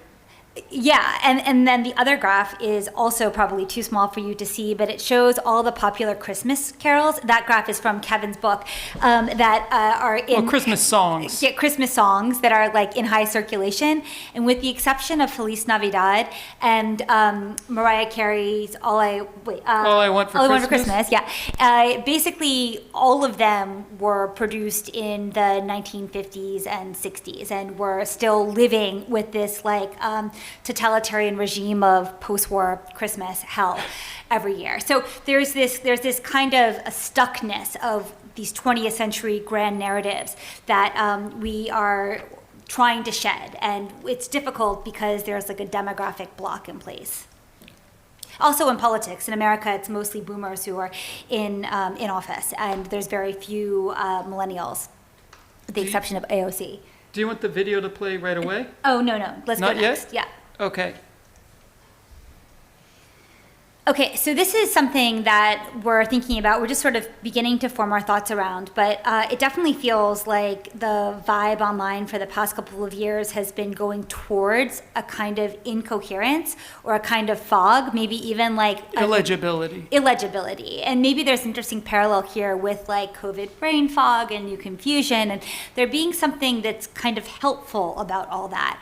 Because if we think about like postmodernism, this is like a sweeping generalization, of course, but if we think of postmodernism, it was a desire to break the symbol from its referent because it no longer matched the way that social narratives were changing. So like you think of the nuclear family, or you think of like women in the workplace, or you think of like heteronormative narratives, and how their postmodernism was in part a way for culture to break away from, to free the signifiers from their reference because they no longer made sense.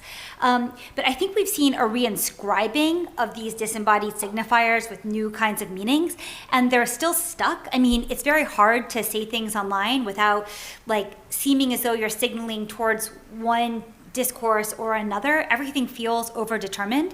So this kind of new incoherence or this kind of fog gives us space to think, to create, to see something else in a form of cultural expression. We're also seeing a return to like Hilma F. Klimt. We think of like Dream Gang, like, this kind of drone type of sound, or loops that can loop infinitely so that get to a kind of drone. And this is very like Tony Conrad or Theater of Eternal Music. It really is a kind of 60s moment or a 1920s moment. I really appreciate, what are you going to say? Go ahead. What are you going to say? I was going to say this, but go ahead, continue. But this is a departure. Okay. So should we play the video then? Oh, sure. Okay, so we really like Honor Levy, who's part of this podcast called Wet Brain. She has a TikTok that I think really well encapsulates this. We won't be able to hear it, so if you want me to play it, yeah. Play it.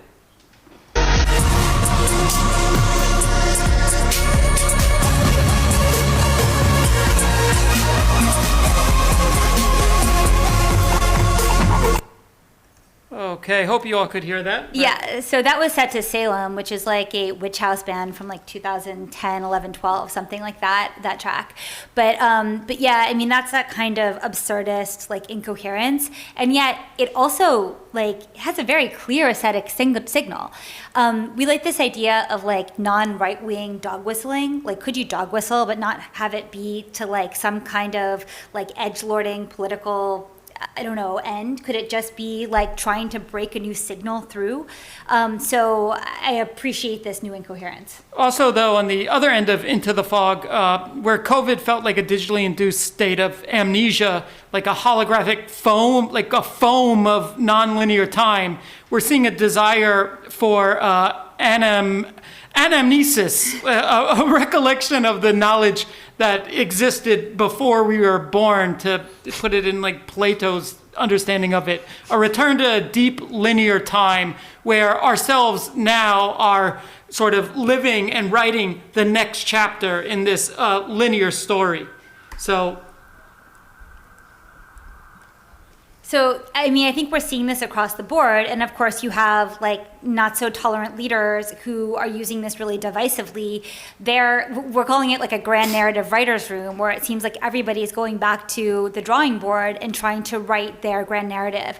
And of course, you have someone like Putin or Xi, who's like drawing from known narratives and like hodgepodging together their own new history to support their political agendas. Putin recalls the Kievan Rus from 1,000 years ago as sort of validation for his... misrecalls as sort of validation for the invasion of Ukraine, and Russia and Ukraine being one people. And China now pays graduates of Marxism 13 times the yearly salary of an average factory worker to sort of rekindle an ideological pride in schools and workplaces. On the other side, of course, you have projects like the 1619 Project in the United States, which retells the United States history through the lens of the transatlantic slave trade.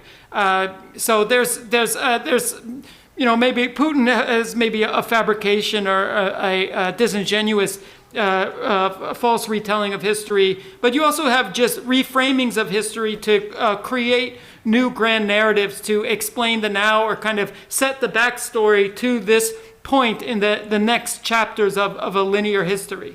And in that, you have people, this is this hero-fluencer thing again. You have people who are, like, maybe it's because I don't know, like a lot of the streaming is boring or something, I'm not sure, but people really want to carry out, they want to be a hero. We're seeing people join the war in Ukraine and then continuously updating on their Twitter their heroic journey. And it is heroic, but it's also like a kind of self-fantasy. And maybe those things are always intertwined and there's no pure state.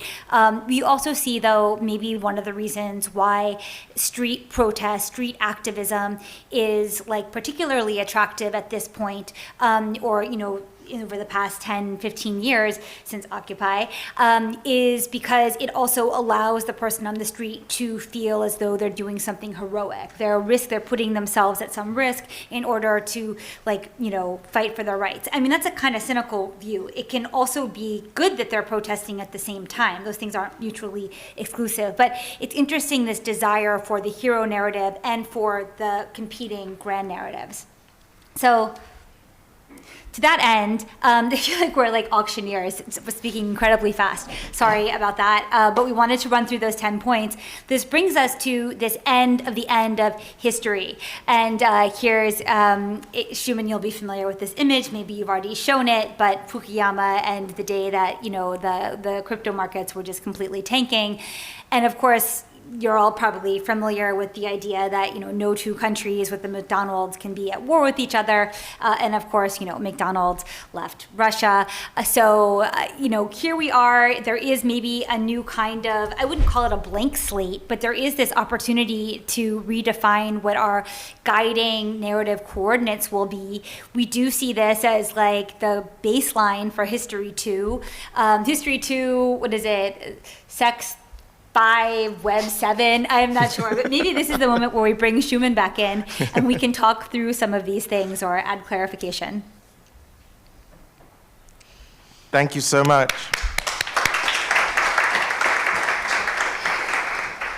Wow, I feel like we're present at the writing of history itself, because this feels like a kind of menu list for something much bigger to come. But actually, on that, I was thinking how that phrase, "the end of history," was, I think, one of the great meme phrases about history. The other one that comes to mind is, history happens twice, first as tragedy, then as farce, whose, the accreditation to that is, like many things on the internet, somewhat foggy, but I believe Marx is in there, Hegel's in there, Zizek's in there, et cetera, et cetera.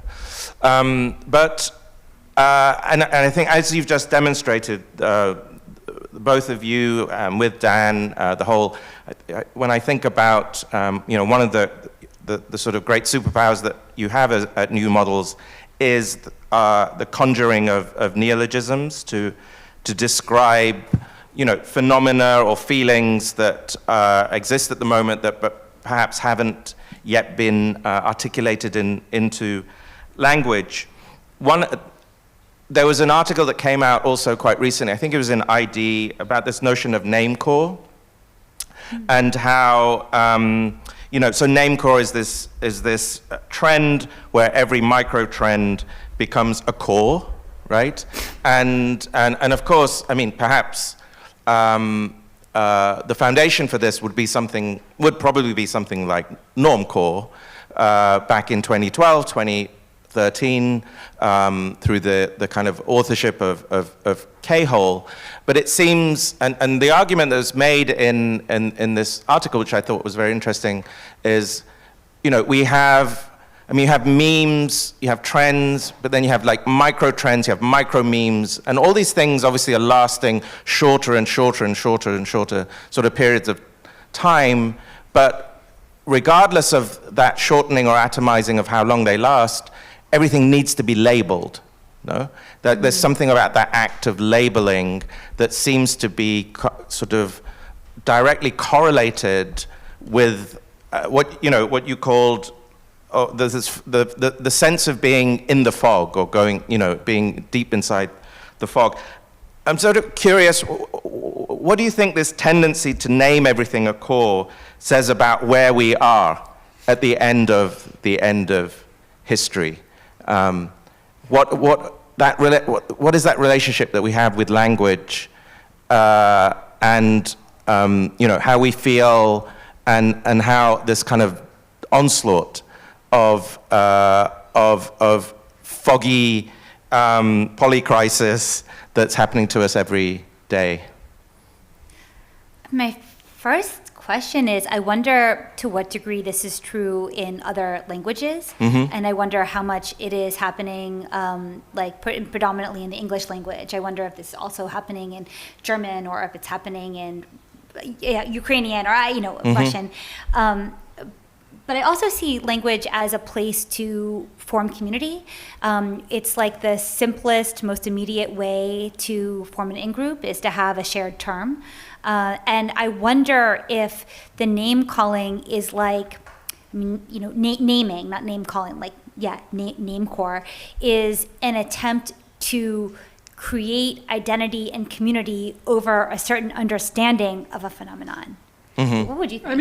In the music world, because this has been kind of going on for, I don't know, over a decade. I remember even when Witch House first came about, it was kind of, there's a lot of dispute over the name, what it would be called, and if it even should be named. I remember a conversation, over Gmail 12 years ago, where we were talking about, with music and with underground sort of niche cultures, as soon as you name something, it begins to die. Right. Because naming it essentially enables it to be turned into a product. It sort of formalizes the codes and, makes it more accessible and legible to posers. And, I think actually the illegibility we're seeing now is a kind of understanding maybe of the name core phenomenon, and a collective attempt to resist being named and make it very difficult for someone to come in and attempt to formally codify the aesthetic package or the language package within it and around it. That tracks. I mean, the sort of tropification trend too. We just seeing in a lot of in many different kinds of media. I think visual and in music. Just that everything. I mean, kind of started. I think with TV tropes, the famous website collecting all of the narrative tropes and visual devices used in TV shows. I think more and more it kind of like that model infects your brain. Like if you start watching a Netflix series, you know, you'll see all of the a time lock. I hate time locks. Why do they always have to put a time lock in the episode? Like, you know, it's you start to recognize them, and I think the illegibility is a pushing back against the ability to overdefine, to name core, to formalize, you know, every form of cultural production you can imagine at this point. Thank you. And my last, but also very important question: when will HSTRY2 the movie be out? And who, is Julia Fox lead character? Can you give anything away about this? First of all, we're all living it right now, and director of photography, everyone with an iPhone. I think. And everyone's the main character, obviously. Yeah. Yeah, of course. Exactly. Of course. There should be actually like near future speculative, like it's not even science fiction anymore, just hard near future historical fiction. That's not too much of a oxymoron. I still think we just need the trailer. Like we just need the trailer and that's it. I don't think you need full movies anymore. You just need trailers. Just need a really good trailer. Yeah, a really good trailer, extended trailer. Near future historical fiction. Yeah. Okay, but the trailer too. Yeah. Hey, Carly, Julian, thank you so much for that incredible tour through the end of history, but also through your brains, which is one of my favorite places to hang out. We've got a few more guests that I've got to kind of work through, but thank you so much and have a wonderful afternoon. Please thank Julian and Carly. Okay. Thank you. Bye.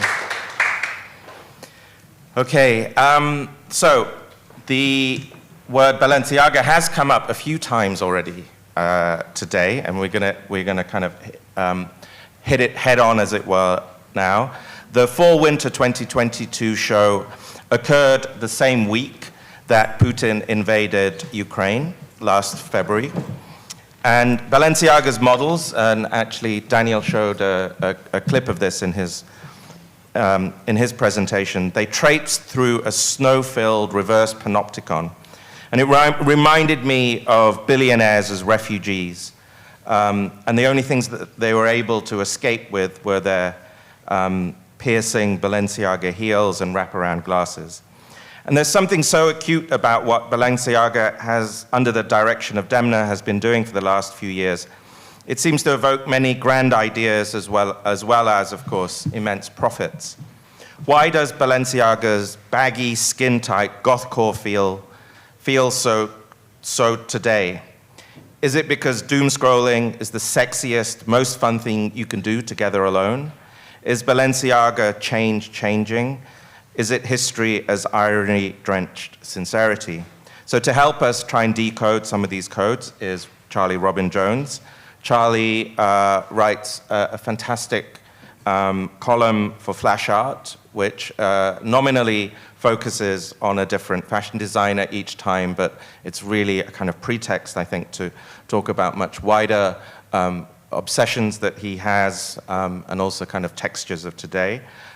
Charlie's worked with and for many notable magazines such as Dazed, 032C, Real Review, and he's been teaching alongside one of the intermediate units here. And so please will you welcome Charlie Robin Jones. Thank you. Amazing, thanks guys.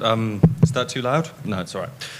Yeah, so first of all, thanks everyone for being here, and a huge thanks to Shumon for booking such an amazing day and for allowing me to be a part of it. Thanks so much to Manager for controlling and coordinating everything here, and see all the tech team. So thanks a lot, guys. And also, like, thanks so much to previous guests. I thought, like, incredible thinking through this, and fascinating to see how these kind of, like, things can weave in and out of each other. Ooh, I'm going to just set the timer going so I don't talk for too long. Start. Okay, so I guess that the beginning bit, actually, final thank you is for Flash Art, to my editors there, Gia Politti and Eleonora Milani, who commissioned the piece that this talk is a kind of like continuation of, kind of remake of, readaptation of. So it's in all good bookstores. You should all go out and pick it up now. So as Shumon said and introduced, this talk is a way of thinking through the work of Demna, formerly Demna Gvasalia, the creative director of the fashion house Balenciaga, who have, of course, come up many times before in this conversation. And, you know, I kind of think like Demna and his work and Balenciaga as a kind of like cinematic universe is the kind of thing that you could literally talk about anything for. And perhaps there's even an interesting kind of very contemporary thing to have a kind of nest of so many different meanings within it. But something that I have always been interested in, but particularly in the conversations around commissioning this talk that me and Shumon had, one of the points that I became most interested in is actually Demna's work looking at the end of history itself as a kind of cultural moment, as an aesthetic series of codes, even a series of manners, even a series of, if I could say, geographies or even non-geographies. But also I'm really interested in how Demna's work and Balenciaga also looks at history and treats history and takes history as a kind of a kind of pliable fabric from which it can pull and repull, and which even we could think of as a sort of certain fashion temporality or fashion way of treating time. So to do so, we are going to look at two moments from the recent past. The second one is going to be the Balenciaga Couture show from Wednesday, and sort of in parallel the previous one, but we're going to sort of think about this kind of moment and recreation of time here. The first one, which we're going to spend a little bit of time on, is looking at the Balenciaga Summer 20 show, the one which was filmed, which was staged within the recreated European Parliament. I should say the seat of the European Parliament, because these things are precise and really super weird. So on the 29th of September 2019, Fashion Week attendants were invited to a soundstage in Saint-Denis. This was a soundstage that I think Godard had used before, so it's a sort of very storied place, but also a kind of unstoried place. Like when you see pictures of it, it's literally a soundstage. It's just like almost emptiness. But within that, guests came in, and I was just on holiday with someone who was there, and apparently I didn't actually see this written up, but apparently guests were asked when they walked in to enter like security style like scanners, which I think is a fantastic hint. They were then greeted by a scent template designed by Cecil Tolas, who created the odor of blood, petrol, and money. These kind of signifiers of power today, these principles that can sort of inoculate you. Now, as mentioned, the set was a recreation of the seat of the European Parliament, and it was executed by Demna's frequent architectural collaborator, Nicholas Bildstein-Zaar. As you can see, the walls, floor, an entire runway are cast out of this deepest blue, this amazing blue that I found out was called the Pantone Reflex Blue. How insane is that? That it's like reflex blue, which is exactly the same color as the EU flag. So it's sort of drenched in this like ideology of Europe, not even mentioned, but kind of continually recursed back to. Now, as you could sort of, I perhaps remember from that first shot, the models we're not walking on the usual thrust catwalk, the kind of classic fashion,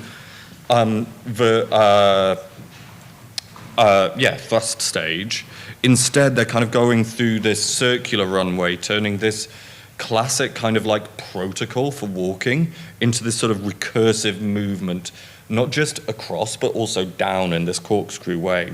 Now, this references this like very modern form of parliamentarianism, right? In which it's more like this kind of setup where there's sort of like one person speaking, two people speaking, and then like a group there, because it's more collaborative and it's more open and it's nice. It's not the sort of adversarial sort of like left, right, from which the terms originated, and our dear Mother of Parliaments still models itself on. Now, as you can see here, this is an example of the actual plenary of the European Parliament itself. I should be precise here because, and this is a point which which we can come to in a second, but is that the European Parliament is hilariously several different parliaments. So you have the seat of the European Parliament. It's kind of like almost like these wrestling federation sub-brands. Anyway, that the plenary of the seat of the European Parliament in Strasbourg, and the building itself was built by the sublimely blankly named architecture studio, which is just sort of almost too pure in itself. Speaking of too pure, this building was commissioned in 1991. That was 2 years after Francis Fukuyama wrote the essay, The End of History. 1 year before he wrote the book, The End of History. And it was completed in 1999 and opened by Jacques Chirac 2 years before, I think, the first date, which we could talk about the end of history. If this is the end of history without vowels, then I think that morning in September 2001, I think, is the end of history, no vowels, if you like. Another lovely detail here. I'm doing that silly thing where I'm pointing to the screen, but I should point to the screen here, which you still can't see. Okay, no, we'll work through it.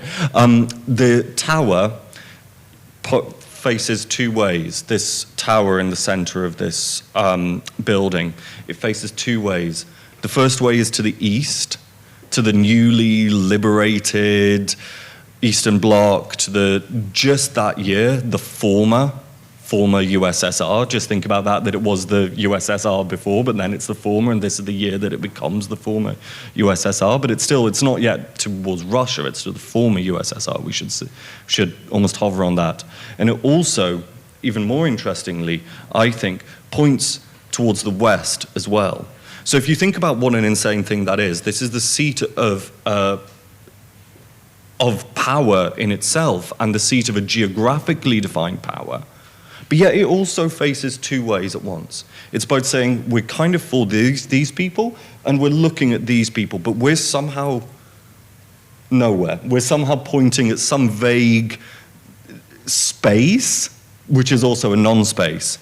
Then this reminded me, when I was kind of like thinking of this and looking at that just this week, reminded me of one of my favorite songs to walk around European capitals to, which is the Pet Shop Boys single Bilingual, which we're just going to play in silence because we're just going to play in silence. Anyway, this is a kind of perfect metaphor, I think, for this period. It's this sort of like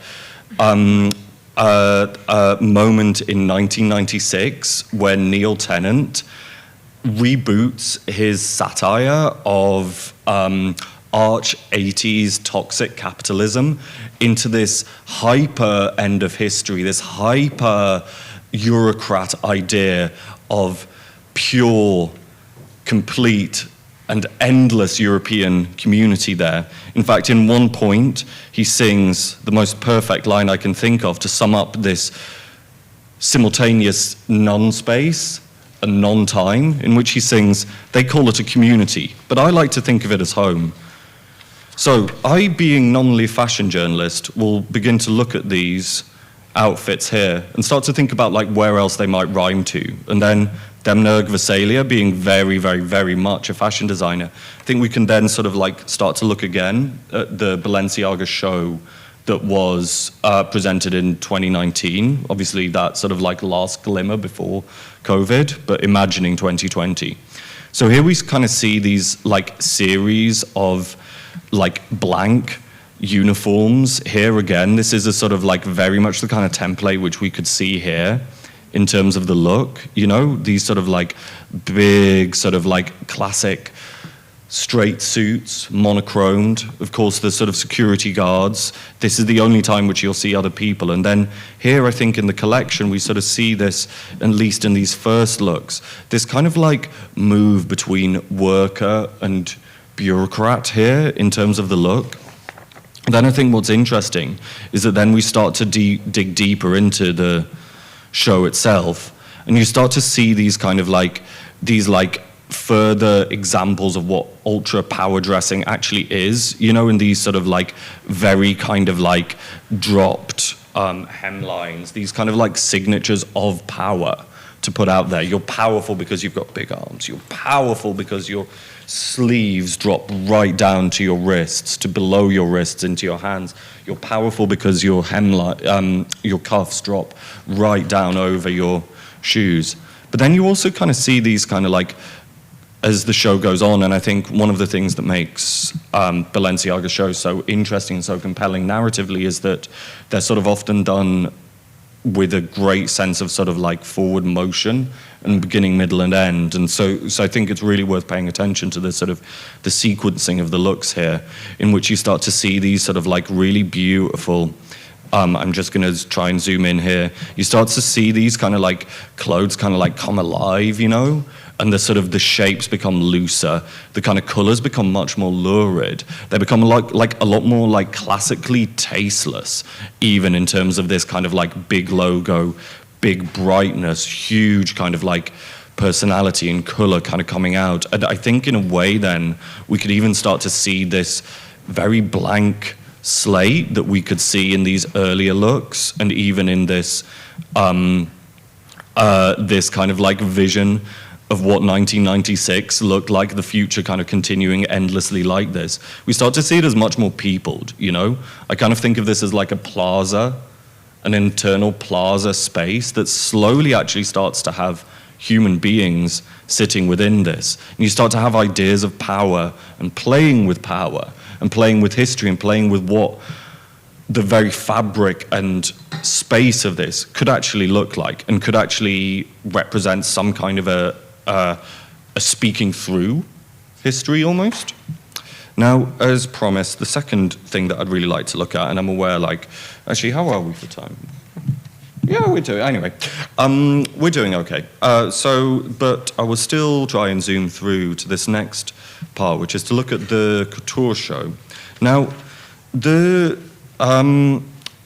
Balenciaga atelier, or actually the story of Balenciaga as a brand is super interesting because it kind of like was rooted incredibly intensely in this atelier, which you can see here, the atelier on 10 Avenue Georges V, this kind of like iconic space in which the original Balenciaga, Cristobal Balenciaga, would execute his creations. But then this space, which was kind of so synonymous with not just obviously Balenciaga, but with fashion itself. This is the sort of like very center of it. You know, Balenciaga was like known as the master of us all, known as the kind of like greatest that there ever is, a real sort of goat in that time. But then this space is essentially like left deserted, like these spaces which would be sort of so perfectly silenced for their clients. This space was just kind of like left to rubble and just left to sort of like kind of like blocked off, even as the brand, and in this strange way that fashion brands can be bought and sold and populated and repopulated, yet the actual space just kind of like is like behind closed doors, like this abandoned building. It's quite incredible. What's I think even more interesting is that as well as just, I mean, it's interesting that such a space would just be allowed to just be like close the doors. But what's so fascinating, I think, as an aesthetic choice and as a creative choice is that Demna, with his collaborators, decided to stage not just the show there, but also incorporate not just the original fittings, which you can see here, but also somehow some of the residue and some of the rubble, some of the dust was allowed to be there for this first show, which I think is like such a fascinating and powerful kind of idea of staging of history, not just as occasion, but as process. But I think that oh, crikey, I'm aware of time now, so let's jump into the show. Thank you, Shumon, thank you very much. So now I'm just gonna have to speed run through this. But basically, the show on Wednesday now was presented at the same showroom that the first couture show was and all of these couture shows. But this time, they focused less on these iconic recreations of old Cristobal Balenciaga gowns, but more on, I think, really interestingly, on the material and the material realization of the gowns. So, Cristobal Balenciaga made this fabric called gazar. He made it in collaboration with a Swiss silk house who worked out a way of double stitching silk to be able to create these sort of fantastic, pliable, eternal volumes that literally couldn't be built without any other fabric. You had to build it from this thing that you had to make yourself. And then Demna Gvasalia, for this collection, decides to use this new kind of neoprene, which is a sort of very signifier of newness. But he builds a new one with a Japanese mill that uses a certain technique of recreating this rubber, which I think is a really interesting point if we can think about how actual newness can exist and how newness can exist through inspiration and through retelling or reinscribing the old ideas of fabric innovation, the old ideas of a material which has to be created and must be rebuilt anew, but that can also be something which you're speaking in dialogue and through the past in this really fascinating way. Now I'm just going to speed run through the last few pictures.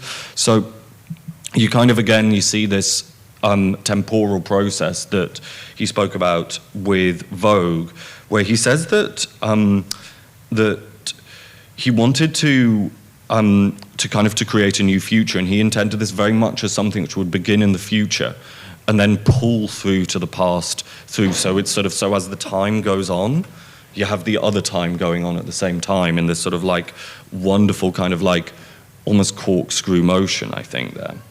And then I'll just sort of zoom through these. Here we see Dua Lipa, here we see Bella Hadid, and you see again this kind of recursive, this sort of drawing through of history into the past. There's Nicole Kidman in this fantastic show there, there's Naomi.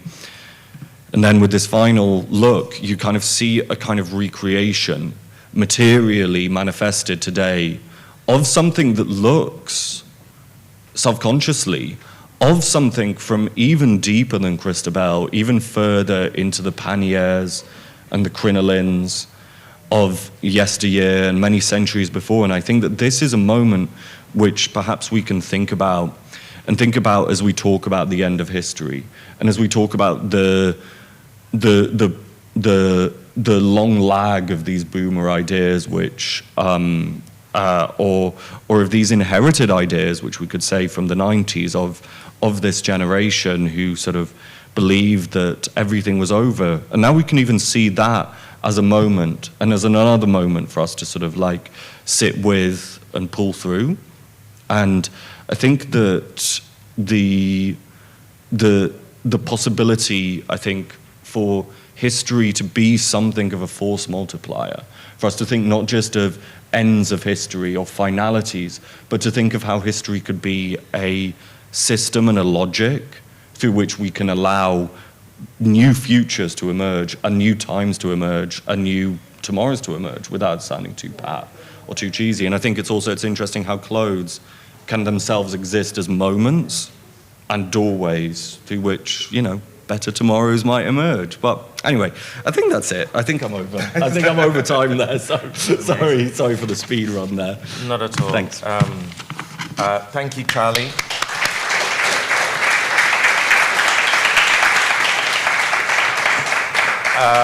Again, there are so many kind of things I would want to pick up on, but we, like history itself, we have to keep moving.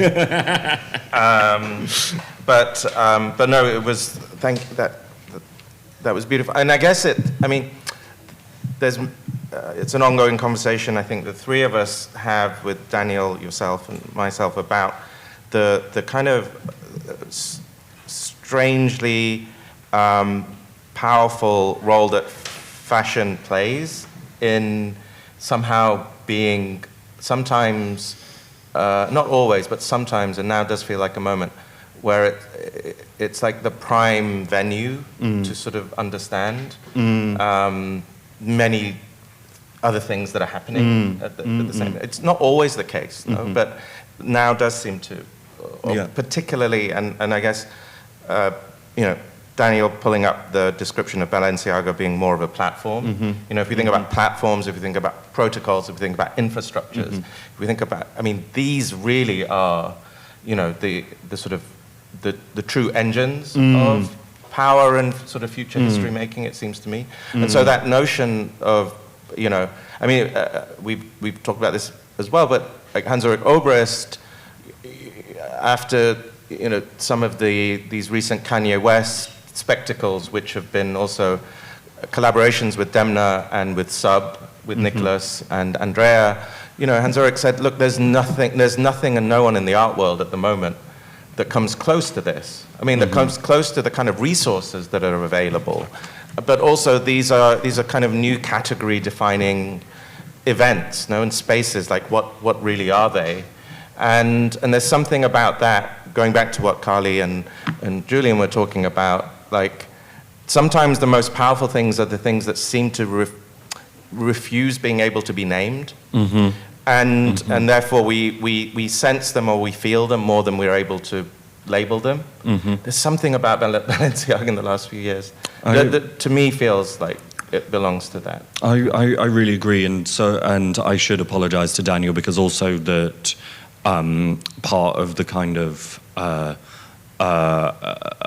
trialing and thinking through some of these things came from a lecture commissioned by Daniel, and which me and Shumon did, and sort of on a sort of similar kind of series of thinkings there. So I think, and a lot of the ideas there about the sort of the temporality of fashion and the ability of fashion to both kind of reference and pull in and project forward. I think that say that there's something very like contemporary, incredibly literal about fashion, because when I buy clothes, I always think of the moment that I'm gonna wear them, like maybe next week and now, and maybe that's what contemporary is that sort of like the thing between like me buying something and me thinking about wearing it, is that's a time. But you can also then project far back into the sort of like into the depths of all of the things that fashion can reference. But I think something that I was thinking about when you were saying, Shumon, and sorry for hogging the mic here when we need to run, but it's something that I think which is highly interesting about fashion as a whole, is to talk about how fashion doesn't actually sit as a whole, and also to think about like by which I mean the sort of porousness of fashion as an industry and fashion as a system.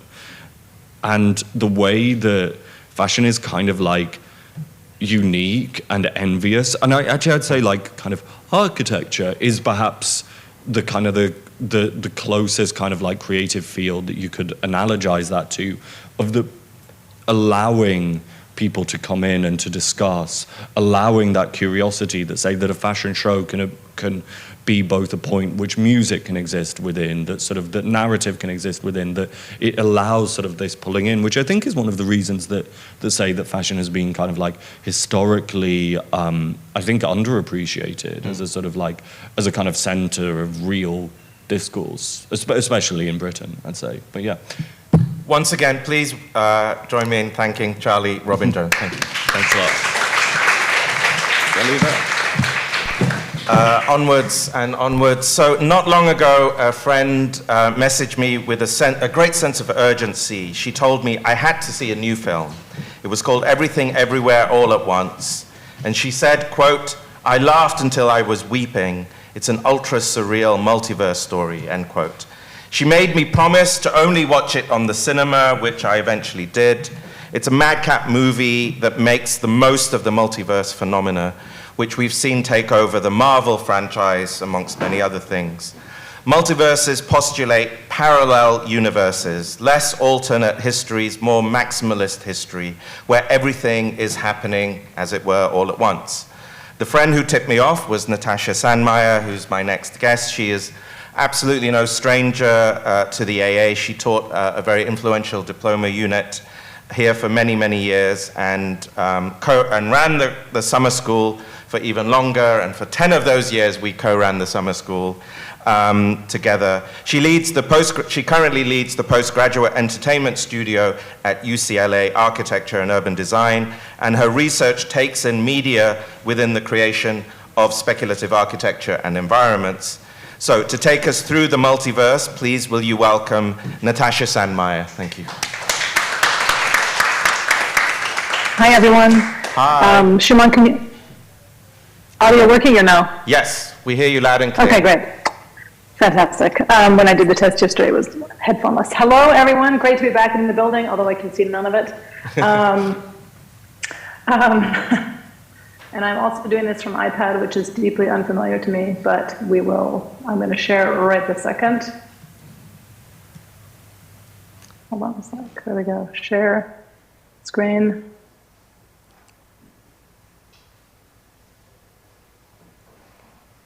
Yes. Oh, okay, great. You see this, yes? Got it. Okay. Fantastic. Yeah, so as he mentioned, I wasn't even out of the cinema yet, and I don't know why I had the burning need to text Shumon. I think he's the only person I texted. But it was probably in all caps because I once read, I think it was in the New Yorker, the review for Fury Road, Mad Max Fury Road, and the entire review was in all caps because that was the only thing you could think when you were watching the movie, that it was just so all caps. And for me, this film felt the same. It was at once pure insanity, but absolutely filled with possibility. So I'm going to do a short bit on that, and then I think Shumon and I will have a bit of a chat. So to start, Waymond Wang, the unassuming husband of our protagonist, Evelyn, in the film, asked, I think actually it was Alpha Waymond Wang at this point, but he says, "You've been feeling it too, haven't you? Something is off. Your clothes never wear as well the next day. Your hair never falls quite the same way. Even your coffee tastes wrong. Our institutions are crumbling. Nobody trusts their neighbor anymore. And you stay up all night wondering to yourself." And then Evelyn jumps in and says, "How can we get back?" And so I would kind of argue that it's not that everything is wrong or crumbling, although given Shumon's introduction earlier today and the news in the past weeks and days, one could easily think that everything is crumbling, but I remain forever an optimist. But I think for the first time, what's happening at a kind of societal level is that we are living in realities that we actively know are different from the realities of our neighbors and the realities they are experiencing. And so if one of our neighbors reads The Guardian and the other reads The Telegraph and the third reads The Mirror, we are all experiencing different narratives. And as a kind of consequence of that, we're experiencing different worlds. And so I think that's also where we are at the moment, very deeply kind of in this kind of space of multiple worlds, multiple realities. And so I think that's also one of the reasons why the multiverse has become such a kind of dominant, prevalent form of narrative making today. And so, yeah, I mentioned 3 newspapers, although I think for most of us in the UK, certainly, and I'm currently in Spain, but I'm living in Los Angeles, where the United States is definitely living in a kind of two-sided world, whether it's a politically a left or a right, or whether it's a kind of societal or social one, a right and a wrong. And I think over the past few decades, with the absolute penetration and proliferation of social media, on the one hand, we always hear the phrase, "Oh, we're more connected than ever before." But we're more connected to a much smaller, much more closely knit group of people with whom we, for the most part, share all of our interests, our likes, and our dislikes. And for decades prior to that, we could be friends with neighbors without knowing their politics. Now we know what people like, we know what people watch, we know if they just finished the last 2 episodes of Stranger Things, and we know who they support politically because we're all today closer than ever before. And yet, by virtue of that, we're also growing further and further apart as we slowly cut off those who we can no longer be connected with because their likes and dislikes are so different from ours. And so the reality is that we're becoming a much more fractured society of people who hold very firm and very immovable views that really very rarely tolerate differing opinions or experiences. And so for me, and I think quite a number of the speakers today were talking about identity. And I really feel we're at a kind of moment in time where we're in a very real kind of form of identity crisis at personal, social, and national levels, which I think is ironic considering we are inundated daily with content about everyone's identities, their beliefs and their affinities at the personal, social, and national level. But all of this excess of content is really breeding more distance and more opposition. So I think we looked at the multiverse for alternatives, for a revival of the many, for a revival of that feeling of community that you get when you know there are other worlds and experiences out there, but you don't know anything about them, and they all offer a pure sense of possibility. And I think that kind of splintering of realities, in a sense, starts really in primary school when we're taught that history is a kind of collection of facts, right? Reality is this, history is this, and therefore history and reality are kind of the same in primary school. And that kind of concept is presented again through facts and through information. And so reality is flat and determined. It is this thing. It is this collection of things put on the wall, learn them. This is where we are, where we came from. It just is. It's based on facts. It's like 2 + 2. When you ask why does it equal 4, the answer is it just is. And so therefore it is true. But facts and reality are very, very different things, very different constructs. And truth and reality and histories are delivered often without the acknowledgement that history really is a constructed narrative, one that changes as we learn more about events or artifacts, and one that I think really changes as we discover our own identities, our own politics, our own understanding of the world, and how that then upends those outdated narratives. And I think that's also been happening more than ever in the last few years. And so what we understand of as truth, of history, of reality, is really an unbelievably constructed narrative. And for me, that really took a long time to kind of get my head around. In part because in 2016, when Donald Trump used the term fake news, we were all understandably, I think, collectively outraged. He was dismissing, wholly credible news sources as ones that were disseminating fake news. And I think what was really unbelievably strategic and unbelievably destructive was that by delegitimizing news, and in many cases facts, as fake, he gave rise to an alternate universe in which nothing is true. And so at the extreme, that's led to the kind of rise of truly bizarre and often destructive narratives like those, but not limited to QAnon. And I think what happens now is that oddly we'll believe anything if we're told a thing is true often enough. And conversely, it's much easier now to see doubt in our understanding of reality by declaring something as untrue. And that alone is incredibly destabilizing, that you tear away the collective social fabric so that we all exist on our own islands thinking which things are true and which things are not. And so in that sense, then we are all in some way experiencing our own individual uncompromising realities. So I like to argue, I think I made this ridiculous, what do you call it, intellectual sketch that's really overstating things. But I like to think that reality is a sausage. I use the sausage model. It's not the best, but it's what I like. And so I think what's really important to understand is that you and the person next to you have very different views of the sausage. Life has taken you across different routes along the sausage. Shumon's reality is very different from my reality, if reality is the sausage, right? We live already in a version of a multiverse. We just find it incredibly difficult to acknowledge that others experience the world so very differently from us. We see a small part of the sausage, along with information that others have given to us or that we have learned about other parts of the sausage, but nobody really has a kind of sense of the entire sausage. So my eyes are looking at my part of the sausage, there are Shumon's eyes. Some people have the great benefit of a kind of more global worldview and may see more of the sausage. But I think it's really kind of fundamentally important to acknowledge. And I don't know how big we are. Like my eyes could be much, much, much, much, much, much smaller, right? What's really critical to acknowledge and understand is that we also only ever see our side of the sausage, right? And the sausage is immeasurably huge. And then you have others who take out slices of the sausage, reconstitute them with other possibly non-animal parts. Who knows what they put into their slices of the sausage. I would say the eye with do I have a cursor? I do not. The eyes on the slice over there, that's probably QAnon. One of the other slices could easily be reality TV, right?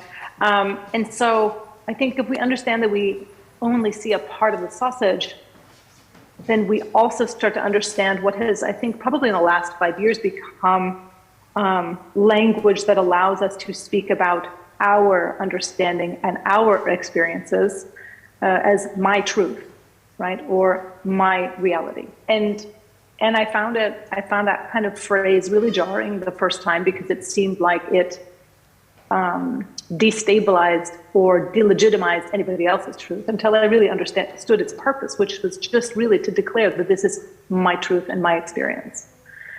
And so this is, in a way, the precursor to why I think this movie is so fundamentally uplifting, so fundamentally, I think, exploding the idea of what an understanding of a universe versus a multiverse is, an understanding of where we are today and how we experience the world today. And where I've always thought the kind of sausage was a useful way to see my place in the world relative to someone else's, I think what the film does is leaps and bounds more advanced and more complex. It takes the sausage, I think it purees it, it deep fries it, it picks it apart, and then it reconstitutes it back again into a living, breathing animal in a kind of never-ending loop of the craziest meat processing plant ever. That's what the film is, and if you haven't seen it, please go see it. But I think it's pure possibility. So I'm just gonna play, I don't know if we'll have sound. We tested it yesterday and it didn't really work, but I'm gonna play the trailer. Was that very loud? We have sound. Was that insanely loud? It was insanely loud, but we liked it. Yeah, for me too. Okay. Okay. Okay, I'm gonna play.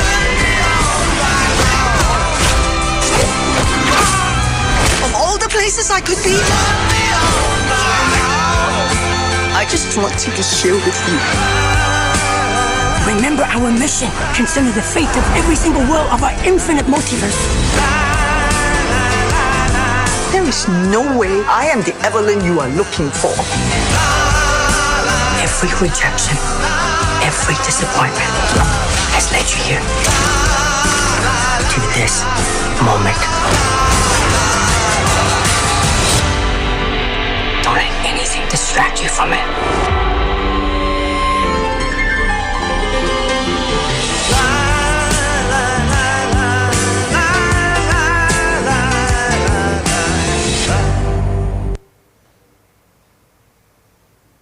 Okay, so for me, the film, I left the film as I texted to Shumon, kind of, my shirt was wet from weeping because I was laughing so hard. But I think for the next few hours, all I kept saying was, "It's insane! This is crazy! You can do anything! It is pure possibility." And so, where I think the multiverse for some becomes anxiety-inducing or a place filled with fear. I think for me, it kind of embodies a way to think about where you are on your own timeline as infinitely changeable, in a sense, to kind of escape today's narrow view of the world as two-sided or as oppositional, that it's a this or a that. Rather, it really is what the film is doing. It is everything and I think when you watch it, you leave the cinema filled with that kind of possibility because it is pure insanity. But it's also like really a film about identity. And I had done this slide for, I don't know, something years and years ago. So during the summer schools that I ran partly with Shumon and then afterwards for many years longer, 2001 to 2018, I think this is kind of an almost comprehensive list of the kinds of people we brought to the AA for the summer school. And again, Shumon has continued to bring so many more today and in recent years. And again, it opens up that possibility of what we as architects have the agency and ability to do. And I think what's really interesting about not only this list, this doesn't even speak to the kind of speakers that Shumon brought in through the format event, but this is just the teaching staff that we hired to teach the summer school. And so for me, again, the idea of what an architect is or what a kind of creative is everything and the multiverse offers that, because as an architect you have, and of course I'm speaking super generalist, as a super generalist and with absolute broad strokes. But I think what the great benefit of the kind of education is it's so broad and so door opening that it allows you to be architect and it allows you to think about your kind of future as a magician, media designer, social scientist, and artist. And where the film, and I think part of what summer school is about the kind of construction of identity, understanding that it is changeable, that it is always shifting, right? That it is at once 4 Evelyns or 5 Evelyns who are together one Evelyn, and that your identity does not need to be singular. For those of you who might be interested in making of the film, I thought what was a really brilliant side note was that they had 5 full-time visual effects staff on the film. They had other outside consultants that they brought in to do some of the puppets and some of the other work, but for the most part, there were 5 visual effects artists on this film. The donut was made entirely in Blender by one person, and for that alone, thinking about the ways in which we construct narratives, the ways in which we construct identities here, where Evelyn is seen changing through hundreds, if not thousands, of versions of herself. One of those versions is also the construction and the making of the film itself. And so this still of their Zoom when she was doing a trial in the green screen is also in the film. So it also kind of loops in sort of forms of meta-narratives. And I think thinking about forms of magic and forms of storytelling and forms of possibility, I'm just going to prop Shumon here again. In previous iterations, he did bring in a magician, and we did hold a fashion runway. And thinking about all the ways in which one can be a designer, be a creative, be an architect, I think is absolutely a kind of fundamental aspect of what these conversations are today, bringing in people from different kinds of disciplines to all share ideas together, but also thinking about where all of you are in the room and in Zoom, thinking about the kind of futures of your lives as architects and as designers and creatives.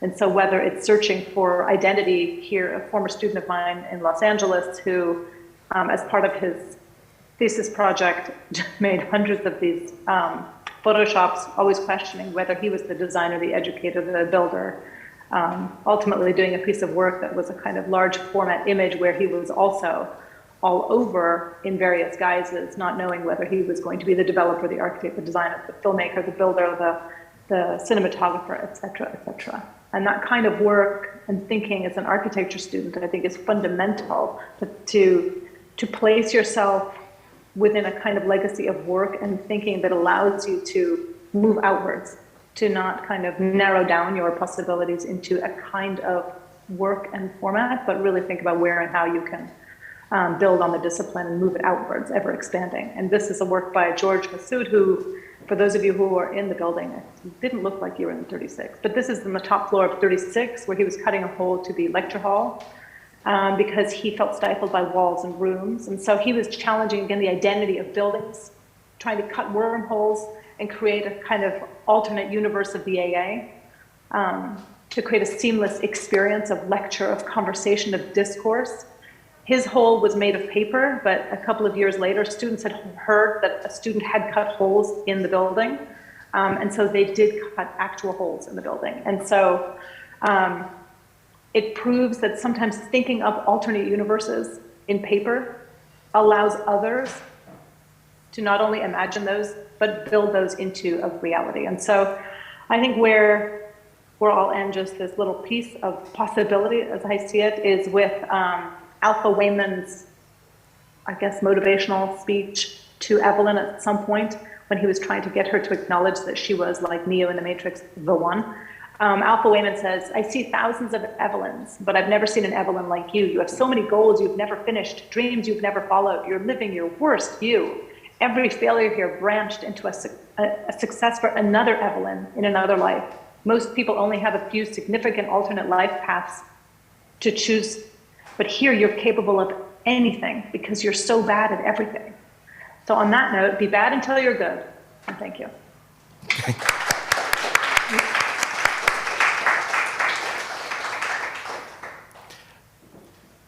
I now have the phrase sausage vision in my head.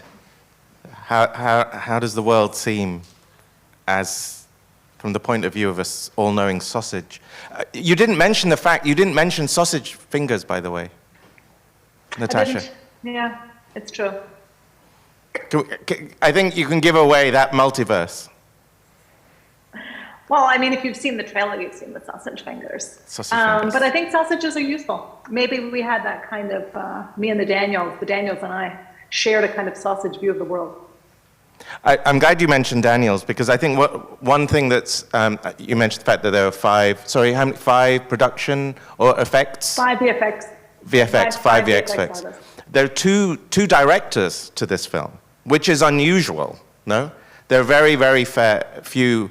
I mean, in that sense, films are quite conservative, like books, in that we still think of them as being authored by an individual, although in reality they're complex organisms of authorship. Well, except for James Patterson, who now writes with guest writers, with Hillary Clinton. And, yeah, absolutely.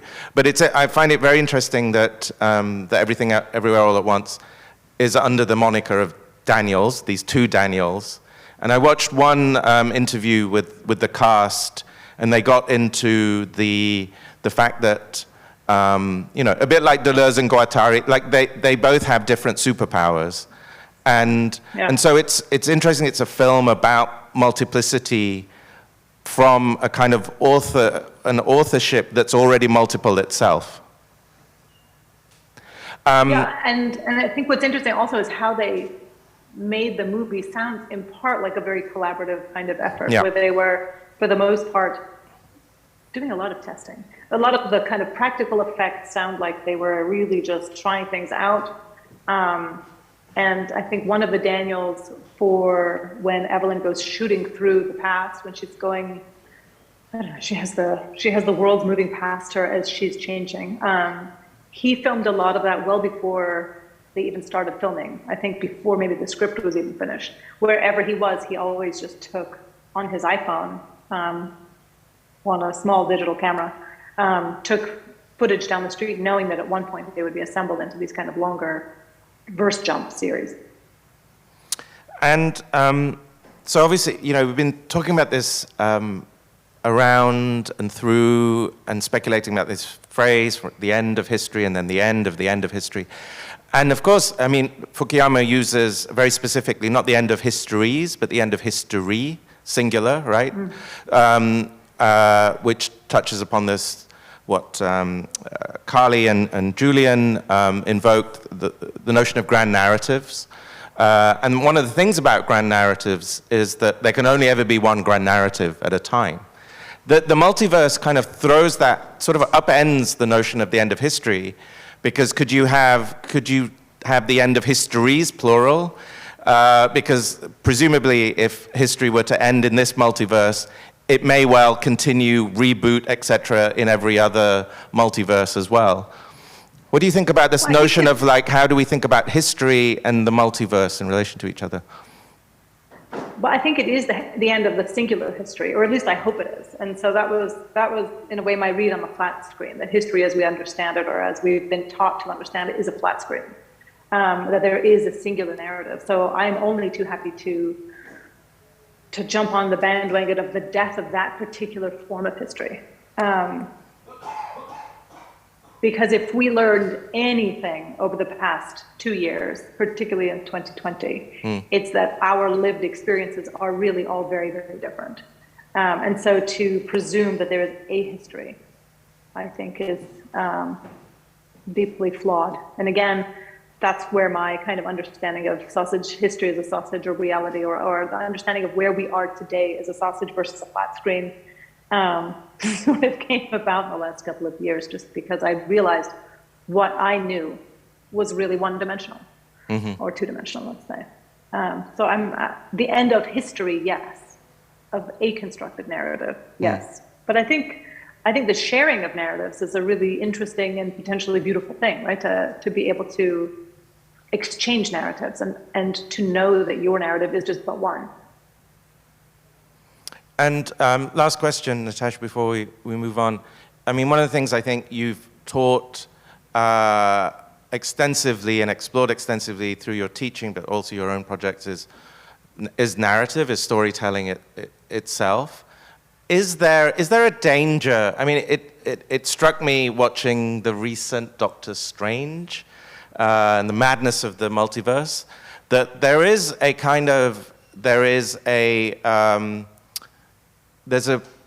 a very easy laziness to the multiverse model or mechanism, because when everything is possible, does anything matter at all? Do you think just how good do you think for storytelling is the multiverse model? Or it just depends who's telling the story, is that right? Or? I think it does depend who's telling the story. I mean, I did not see Doctor Strange because my students came back from watching it on opening night and said they didn't enjoy it at all. So then I didn't go. But I think this film, Everything Everywhere All at Once, is brilliant. I think Into the Spider-Verse was also unbelievably creative for its time, thinking about the ways in which the kind of visual medium changes, the forms of narrative of each of them changes, the kind of character development within each metaverse, was experimenting in a very, very interesting way. I still think the flea and the acrobat episode of Stranger Things was kind of mind-bending. And there are moments where I think the narrative allows you to be creative in terms of establishing a kind of baseline of where you are relative to another place or space, whether that's a mental space or a visual realm or whatever. I think those films are working with the medium of the multiverse to use it to tell a story, or use the story to describe another facet of the multiverse. I think that becomes incredibly creative. I've not seen a kind of Marvel film do it as well yet, in part because I think the end goal is very different. It's not a kind of experimentation or exploration of the multiverse as a kind of genre or as a sort of play space, but a tool and a terminology to make billions with. I mean, it's very much a kind of IP extractivism, I think. Natasha, we have to move on to our last guest, but huge, huge, huge thanks for Zooming in. Hope to see you next week. Will you please join me in thanking Natasha Sandmeier and her sausage theory?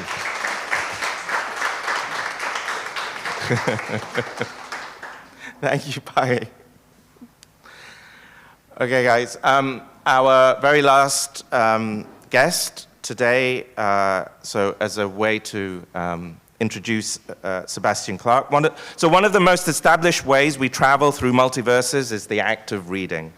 Books are portable worlds. Much has been said about the end of books in the age of screen, but the numbers speak for themselves. Kindle sales plateaued a few years ago, and book sales rocketed during the pandemic.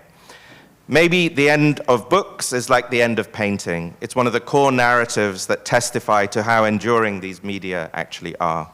Sebastian Clark is the founder of Isolarii, a media company that began with a series of diminutive books. They are compact even by the standards of a smartphone. This is one of them. They pack a punch despite their size.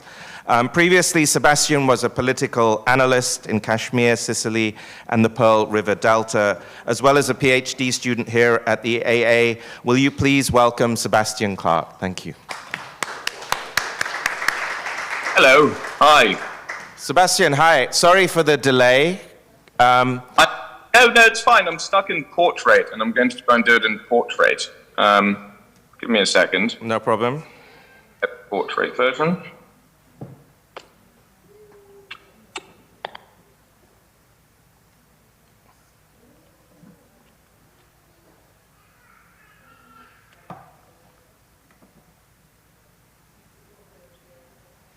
Hey.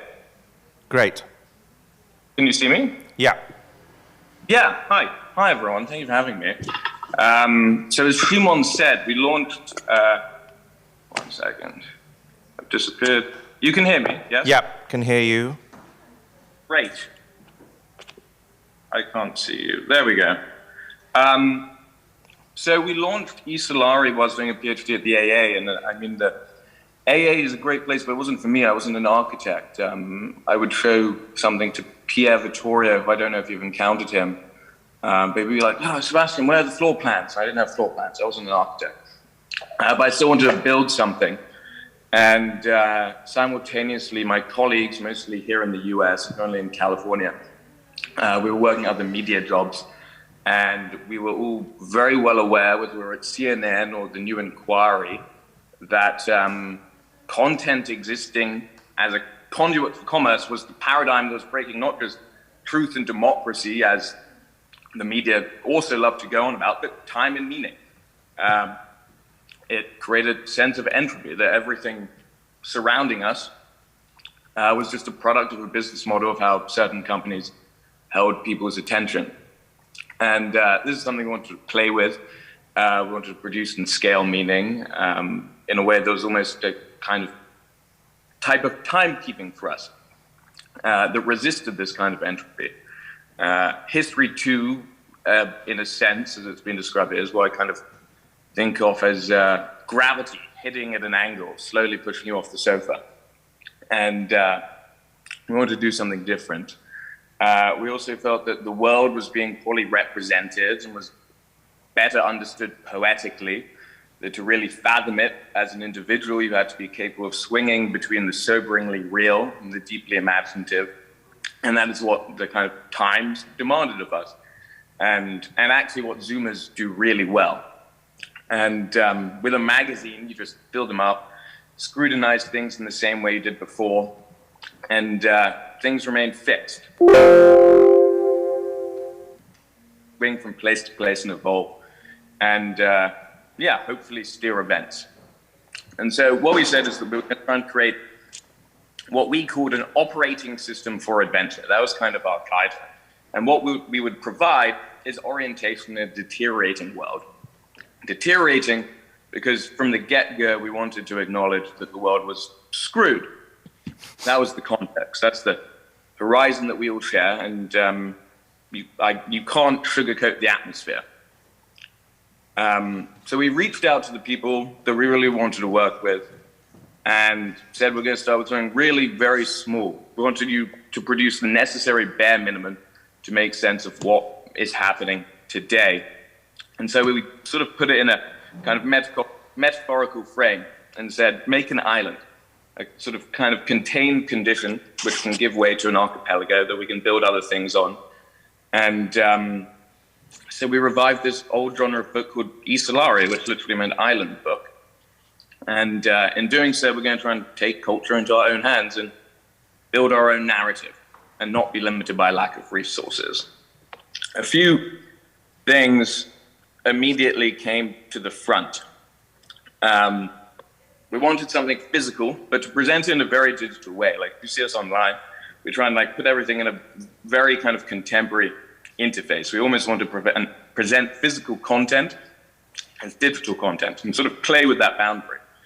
And so we decided to start with real physical books. And the difficulty was that traditional book publishing, you need to have a manuscript of a book basically a year before its publication. And largely because of how they're distributed. The distributors control basically a crazy time frame over which books are released and are never really responding in real time. And then about 5 years after you start selling the international rights, or within 5 years. And our aim was to really respond and maneuver immediately with content and build an international public. So to do this, we had to make our own shipping network to distribute to everyone reading directly. And that's why they're so small. This literally meant making them very, very small. And so the basis of our community was this format. And that led to a very important takeaway, that publishing is not about editing grammar. It is about designing new formats that enable the circulation of ideas and emotions in new ways. And the format gives way to your methodology of doing things. It's a set of symbols and parameters that people can speak through. It's your brand in a way. And brands are a lot more than capitalistic entities. They're far more complex and predate capitalism. That's a different conversation. And so from the beginning, we were messing with scale. And the small format of our books was the basis of our capacity to scale and not really be a small press. And so we realized that making everything small can let you intimately do things in a very big way, which I'll get into. And additionally, we wanted everyone to be on the same page. Every media company, in essence, is from Benedict Anderson onwards, as far as we're concerned, is an abstract nation, a land and a people equipped with a set of content that lets them project their ideology onto the world. Ideology is entertainment, as the New Model guys kind of said. And we wanted our people to be those who embraced the unpredictable and had a willingness to transform. And that's the principle of adventure in a sense. So we said everyone had to subscribe. And what that let us do was create this kind of synchronous form of media in which everyone has a shared sense of time. All the books that we release, there's a kind of a common sense of memory, and the books which are coming kind of relate to a common sense of anticipation. Everyone knows where we are and where we're going. And as a kind of storytelling device, what that opens up is a way of kind of invoking what Shumon would probably say is the you in relation to the actual content. You can sort of create an overarching narrative between the works you're making. And so that was kind of our third kind of realization and principle. Our fourth was that industry publishing was as distressed as Hollywood, typically selling the individual before the work. And while we wanted to sort of canonize people en route, the people that we believe represented the present, we wanted to always never forget that it was about the work. We wanted icons, not idols, which is a line we always return to. And the distinction is that an icon is an object or symbol that stands for something that is of meaning but not consuming. Idolatry, on the other hand, is basically the antiquated word for the mode of attention fixation that we call celebrity, and the economy of vanity, which is the most powerful affect there is, and really the party of culture today. So we wanted to de-emphasize the individual and really make it about these works that transport you as they arrive to you in the mail. And so we started out in 2019, late 2019, late 2020, with the legendary cooking sections, with a book in which idea kind of really equaled form. It was about both salmon the color and salmon the fish. And the point of it was to start a campaign against unsustainable salmon farming worldwide. And from this little tiny object, we transformed it into, cooking sections transformed it into a show at the Tate, and we launched this campaign which reached people all over the world. This is a photo from a spearfisherman in Mexico who really took it to heart. And soon after that, in that October, we heard that a large series of protests against Putin would happen, and we're going to kick off later that month. And we knew this because one of the groups helping to organize with the literary group FPismo, the sort of bastion of feminist protest in Russia, and we wanted to fashion a symbol for the movement. So with the help of an incredible team of translators, we released on that occasion the first anthology of Russian feminist poetry in any language. This is Galina, one of the authors. And this was a moment in which synchronicity really mattered. And we made a book for a particular time and place. And we then, and it really was this sort of icon of a movement. And then we kind of moved on to the Chinese writer, Han Zhui, who we asked to pacify our brains. That's what I said to her, following so much political action both there and in the US. And I don't think she understood what I was saying, but her work achieves precisely that. And there was a swing back to the deeply imaginative.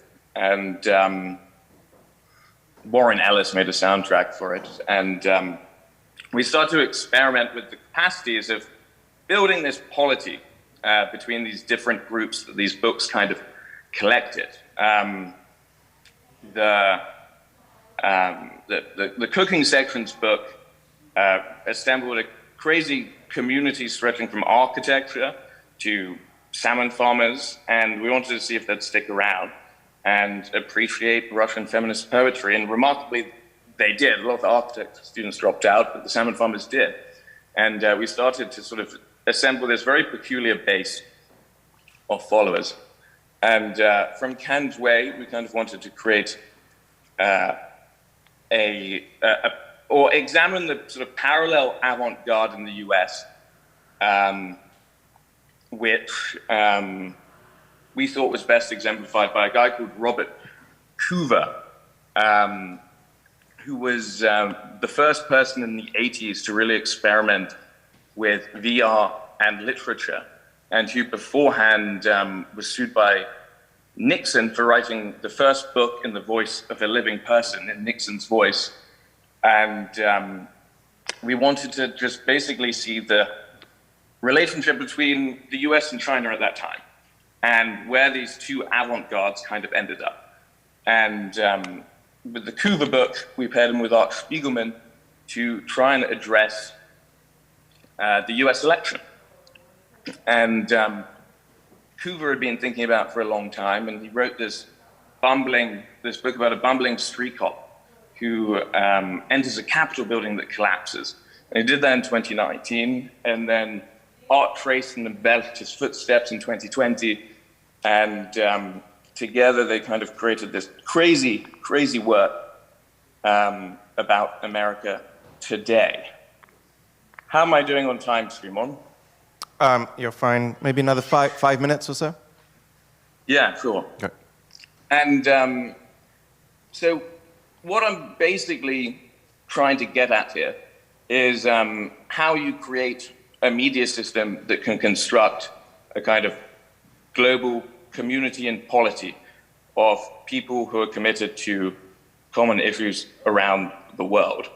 And that's what we set out to do. And that really, this image here is blurred. And then that really kind of started to become of relevance when we shifted our attention to Ukraine in July. Putin issued his essay on the illegitimacy of Ukraine then, and we sensed it was time to shift our attention there. And so we commissioned a work from Yevgenia Belarusets, who'd been working on it a while. We decided to activate it then. And it was an extension of her journalism over many years through the Donbass. And in reporting on the war from 2014 onwards, we realized that many people didn't want to talk about it directly, and instead spoke about it through anecdotes, tales about animals often, and why that might be is a fascinating question. But she interviewed people and then did something that I think is unprecedented in the history of fiction. With the interviewees themselves, she fictionalized these interviews and wrote collaboratively with her subjects and developed a support network for them. So it was a kind of ethnography that for me was almost the opposite of autofiction. It was a writing of fiction with the subjects of the fiction beginning from a kind of documentary practice. And and so we released that on the same day that Sally Rooney released her second novel, and I kind of wanted it to be an initiation of a kind of anti-autofiction. Obviously, it wasn't going to compete with Sally Rooney, but we kind of wanted to put that symbolic marker there. And so we kind of moved from step to step, and that's kind of the practice. And eventually then we ended up last fall really trying to produce a pop cultural book. We wanted to return to kind of examining what America was, as we did with the coup of Spiegelman, and introduce Edouard Glissant, into that mix. He really is the great philosopher behind our project, and one we'll return to. But what Glissant proposed really was that American aesthetics stretched from the Inca to Pollock, and the Middle Passage was at its center, and that's an aesthetic tradition that has to be understood as such. And the point was a primer, was to create a primer for that, which I think we somehow communicated and led lots of people to take photos of it with their babies, which was quite bizarre and wonderful. And will be, we kind of hope, a kind of tool into the future for that.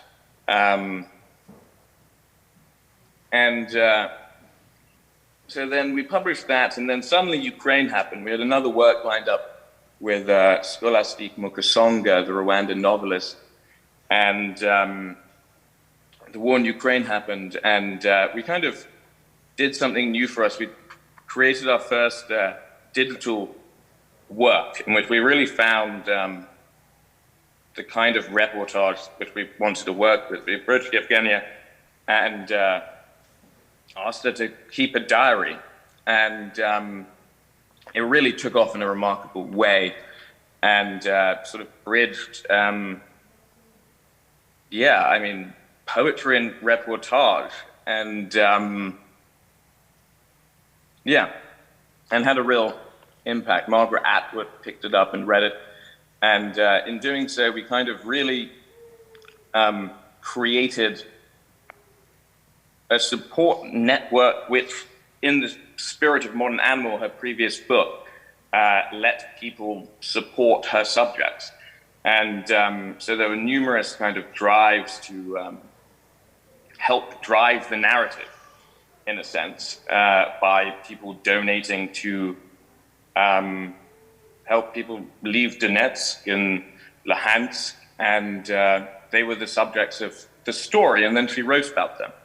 And it kind of really created, I think, an empowering sense for her readers. And we organized its translation into lots and lots of languages, and then set upon the difficult task of trying to exhibit it at the Venice Biennale with Yevgenia, which kind of took it to a new venue and made it a kind of form of testimony. And and so that's the work that we're doing. And thank you, Sebastian. Can I mean, I'm going to have to sort of slowly bring this to a close, but I wanted to pick up on the edition you did with Hans Ulrich and with Glissant, because we started this afternoon with Jacob Dreyer over in Shanghai, and, you know, sort of prodded at whether the end of history meant anything from the purview of China or from the purview of the Chinese Communist Party. I think Glissant's life work, which is, again, to, I think, counter globalization with something like globality or mondiality, is yet another way of sort of escaping that, that very like monolithic grand narrative that Fukuyama was able to sort of, you know, ingratiate himself and us with. Could you tell us a little bit about archipelagic thinking that Hans-Ulrich and Edouard talk about in this book, please? I think, well, first let me sort of position why I think Glissant is relevant for the 21st century. I think, I mean, Trump's and the right wing in the US is hopefully only a total distraction, and the future Chinese techno-authoritarianism versus Silicon Valley, and Silicon Valley's play, it seems, is towards crypto, and crypto is essentially just neoliberal glissant or archipelagic thinking. And what do I mean by that? It's premised on the capacities of groups to establish autonomy and create value, which they are able to insert into new economies. And Glissant is kind of both the basis of that and the counterpoint to that. Glissant and archipelagic thinking is premised on autonomy and the capacity of people to build and sustain their own communities, but it's also one of interaction in which the movement from one place to another is met with constant transformation. And that we as individuals are capable of doing that. And does that make sense? Yeah. Sorry, it keeps cutting out. No, we hear you. And he actually wrote an essay in the 70s called Quarrel with History, in which he said, the one thing that most importantly needs to be combated is genealogy and European construction of linear time, which for him meant acknowledging that everything has multiple roots and multiple lineages. And even when there is a hole in that lineage, that hole is respected and not cut over. Thank you. Sebastian, I really appreciate you joining us. Are you in Death Valley right now? Death Valley, yeah. I'm in Zabriskie, just at Zabriskie Point. Which is really, you know, Yeah, for anybody who doesn't know, it's one of the most striking, strange, surreal, otherworldly places I've certainly been to on the planet, and is the name of a very famous Michelangelo Antonioni movie from 1970, which I recommend. But I think it's quite appropriate that you're beaming in from a sort of post or pre-human landscape, Sebastian. And I know it's kind of reasonably early in the morning, but I want to welcome everybody here to thank Sebastian Clark for joining us and sharing this amazing project with us. Sebastian, thank you. Thank you.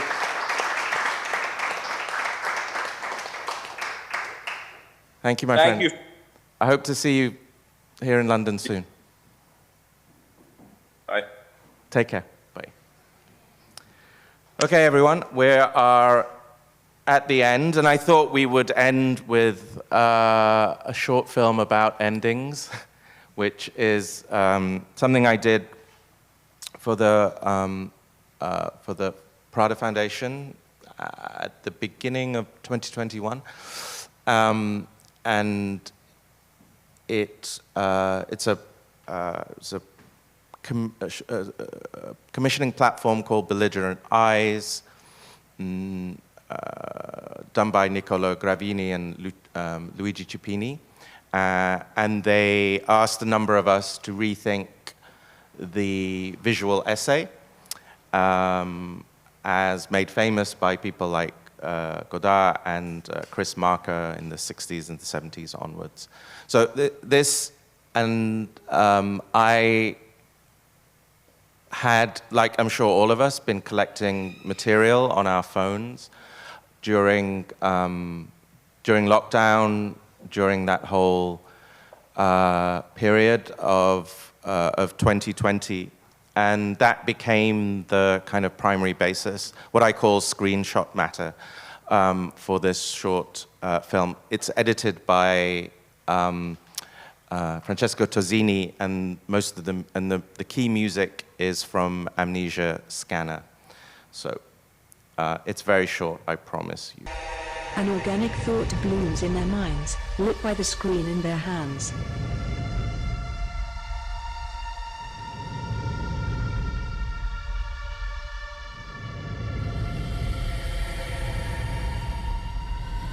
What about the bitter ends of attraction? Or the decline of our loved ones' minds through illness?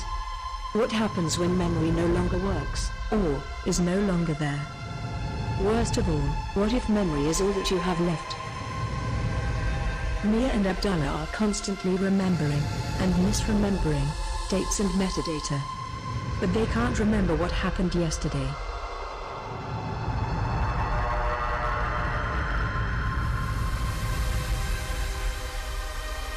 Mia is quoting from something, from someone, a voice in her head that might be her, it might be all of us. What verification can be trusted anymore? What systems are left? Will we ever be able to remember what happened yesterday?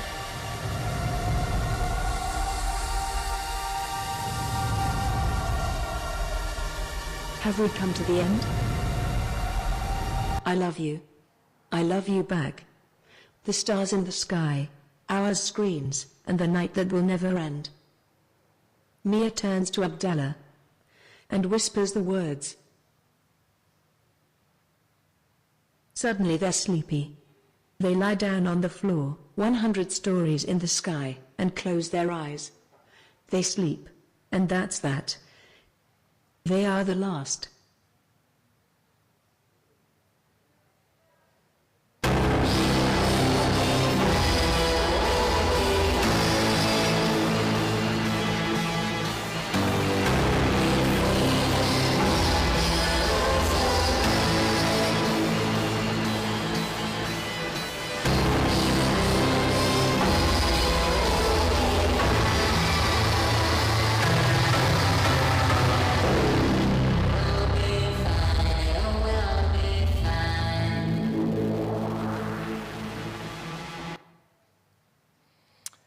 Here we are at the end of the end of the end of the end of the end.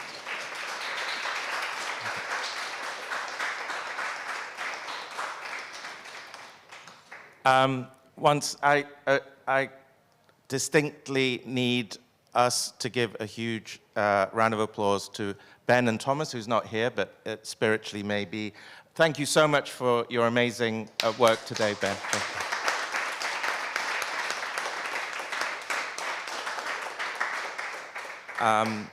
I need to thank all our guests, the ones who are near, who are far, Daniel and Charlie from here, and everybody that's everywhere else, from Death Valley to Spain, Rotterdam, Berlin, the metaverse, obviously. And last but not least, I need to thank all of you, and particularly all of you, for your endurance and being here right till the end of the end.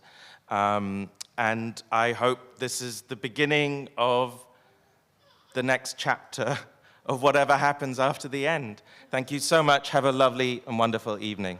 Thank you.